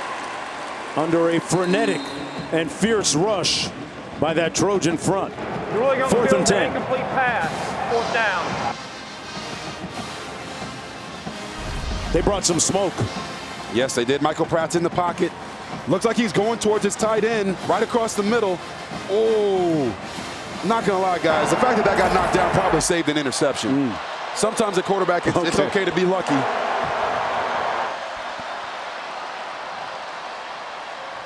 Williams summoning the football gods on the sidelines. At 4th and 10. Game clock to 34 seconds. 3-4. They're going to put 3 more seconds back on the clock. You. If you're USC here, you want to play coverage, but you got to make sure you have somebody watching Michael Pratt. He's been scrambling the entire game. That's where they've been getting a lot of their yardage. Make sure someone is spying him, watching him if they don't bring pressure so that he cannot scramble to get this first down. Watts is their big play receiver. He and Wyatt. Pratt delivers, first down, Bowman, and they're alive. With 25 seconds to go, no timeouts. A 24-yard pickup. Michael Pratt just pulled a Caleb Williams. Used his legs to create, kept his eyes down the field, and got a completion down the middle. He spikes it to stop the clock, Robert, with 22 seconds to go. This is why you love football, not just college football, football in general. And Lincoln Riley is irate about something on the sidelines.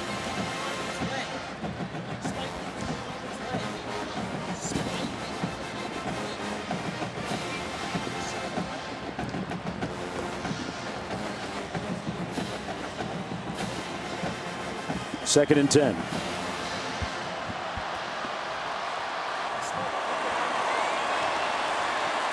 Keep in mind that Pratt did hit, we'll talk about this maybe on the other end, his lineman's leg on spiking the ball. On the slant! Caught! Deuce Watts! And a big hit afterwards. Both of them are down. Bryson Shaw and Watts are both shaken up on that 23-yard pickup. Wow. You see, an incredible turn of events. Helmet-to-helmet contact on the tail end of that play.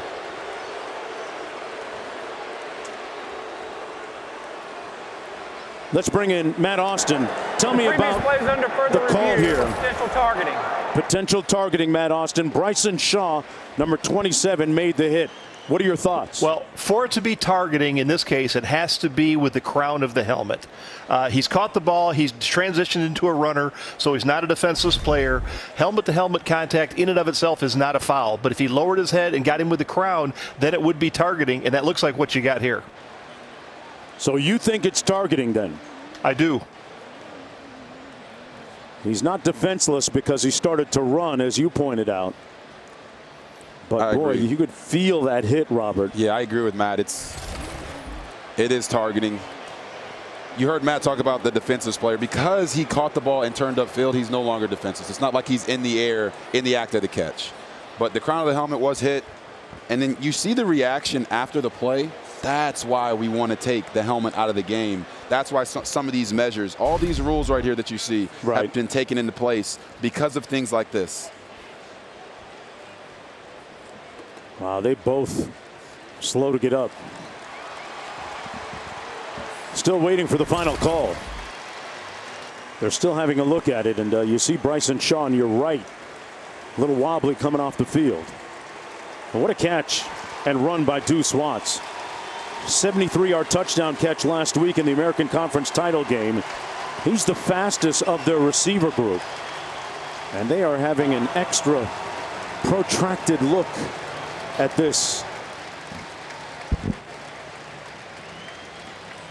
And it gives Tulane, who's out of timeouts, a chance to get a couple plays called here, right, Robert? Yeah, there's a couple things going on here, right? Obviously, you're most concerned for both players on the field, making sure that they're okay.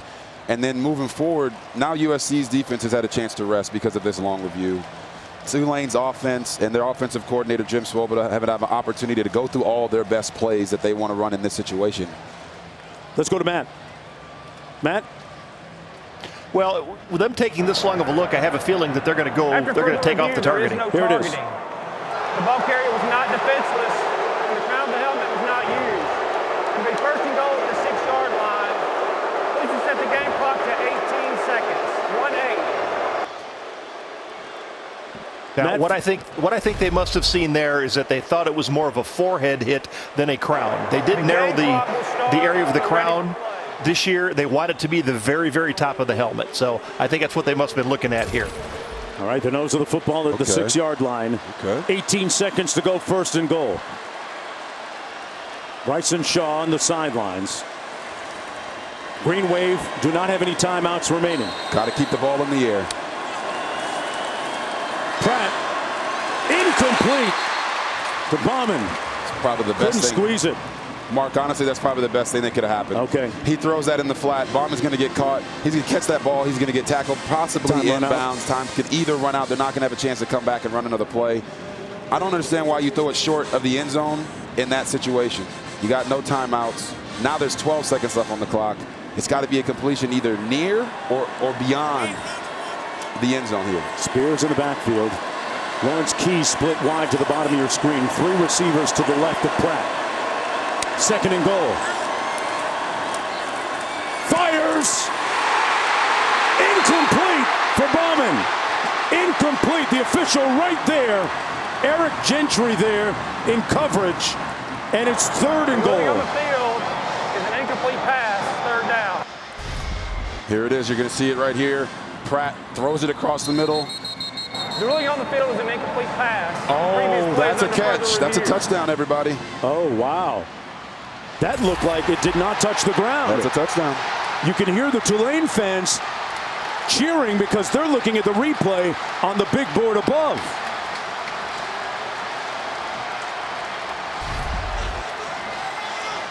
Here it is again. You're going to see he doesn't catch it clean, but when he goes to the ground, the ball never touches the ground. It's in between his hands, his legs, and the DB's arm. Let's bring in Matt Austin again, our rules analyst. What's your take, Matt? Yeah, Robert, you're exactly right. I don't see the ball touching the ground either. It is resting on both their hands. He secures it before it ever touches. I think this is going to be a touchdown. His leg kept it from hitting the ground, and everything in our replays tells us that that's a touchdown. You know, sometimes it helps to have a pair of McThickums for legs so that ball can't touch the ground. I'm not mad at him. And a helpless look etched across the countenance of the Heisman Trophy winner on the other side of the field right now. Alex Bauman appeared to have his leg underneath the football.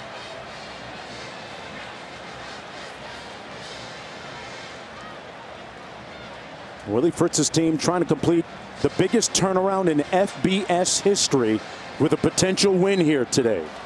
If they do call this a touchdown, this would be back-to-back games where you feel like USC's defense, not just feel, but actually their defense has let their team down. Still waiting for the call.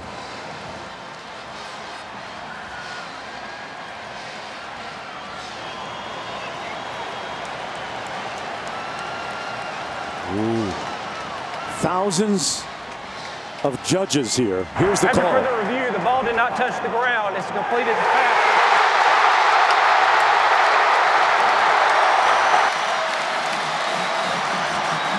Please reset the game clock to 9 seconds. 9 seconds.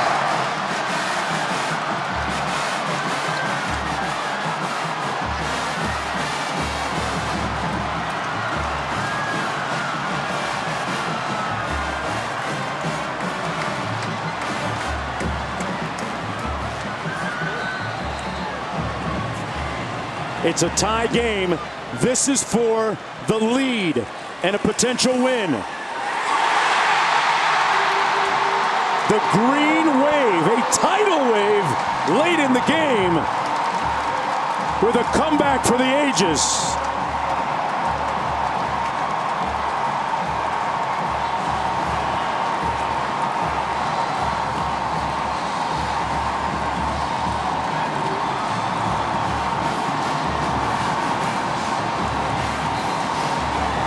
Tulane has its first lead of the day. Right now, New Orleans is all about the Pelicans and all about the green wave. Oh, man. One of the most storied comebacks in school history. Michael Pratt alchemizing what looked like a dire situation into one of the best comebacks we've seen this year in college football. And stunned Trojan fans in his wake. If Tulane can hold on, 9 seconds left in this game, they're going to be doing the hot boy Ronald dance in the locker room. Hey, and that has nothing to do with Ronald McDonald for any analysts or play-by-play guys out there that may have gotten that wrong. We're not going to say any names. No, not me. But I'm on the block, baby. I'm on the corner. We know. We already know what it is. 9 seconds to go. USC gets down quickly. They've got 7 seconds to operate. They've got 2 timeouts, but you're looking at something that would be beyond miraculous at this point. That is the Heisman Trophy winner, though. He is the magic man. But it's going to take a whole lot of more magic from everybody else on the field to pull out a win here.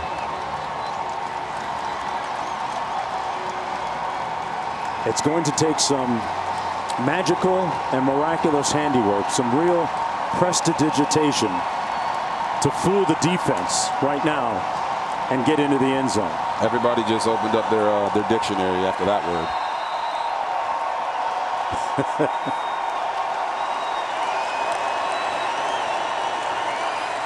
Williams downfield. Incomplete with 2 seconds to go. Wow. Intended for Mario Williams.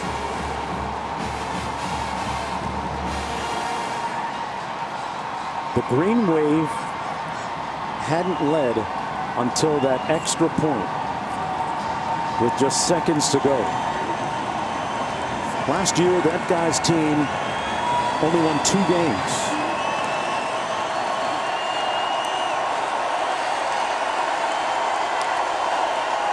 One chance for Caleb Williams. They're going to try a bunch of laterals here. Still on his feet.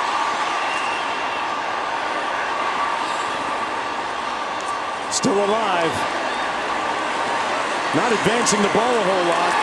And that might be it. It's over. Tulane wins.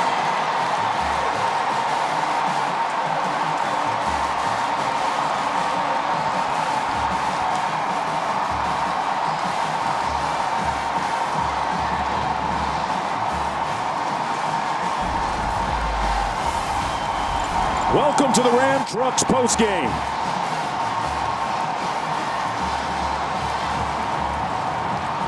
Where the Green Wave have defeated the Trojans. Let's go downstairs to Quinn, who's with Willie Fritz. Coach, congratulations. What just happened? I'm not sure. No, great job, I thought, by the coaches. It's a hell of a play. We were debating whether or not the onside kick. The book kind of told us it was slightly towards kicking it deep. Obviously, it was great that we got it on the 1 and got the safety. And then the offense, we haven't had a whole lot of 2-minute situations like that since the Houston game, and they executed it to perfection. How do you best describe the big picture, the turnaround from 2 wins now to 12, the biggest in FBS history? Well, just good quality kids. They've worked hard. It's a little more than that. There's some good quality coaches as well. I don't know about that. What is your reaction to this win, Coach? Well, we're excited. It's a huge win for Tulane. This is big, this program has had some success at times, but it's just it's big for the university, the city, and obviously our football program. You're not much for hyperbole, Coach. This was something else. Well, it was something it was. How about had a heart attack? Mark. Coach Fritz, a monument to modesty. He did a fantastic coaching job this year and sends USC home with its 2nd consecutive defeat. What an ending here on January 2nd, a day that will go down as one of the best in school history in terms of football for the Green Wave. Robert, some final thoughts on how it ended. Yeah, there's a quote that says expectation without effort is called entitlement. And I thought we saw a tremendous amount of effort from both teams out there on the field. But for Tulane to claw their way back into this game, their quarterback not even having over 20 passes in the game. Right. And Tyjae Spears, what an unbelievable effort by him, and Ballman with the catch at the end for the touchdown. Just an incredible moment. This is why we love football. You see the reaction from the fans. You see the team storm the field. I just love football. I love my job, and I'm just blessed to call these games with you, my man, Mark Jones, and this wonderful crew. Man, that was a great finish. Williams finishing with 5 touchdown passes, but not enough. Well, we're going to send you out to the Rose Bowl, and you can stay here on ESPN News for post-game interviews and analysis and hear from the winners. Right now, we're going to send you out to the Rose Bowl in Pasadena.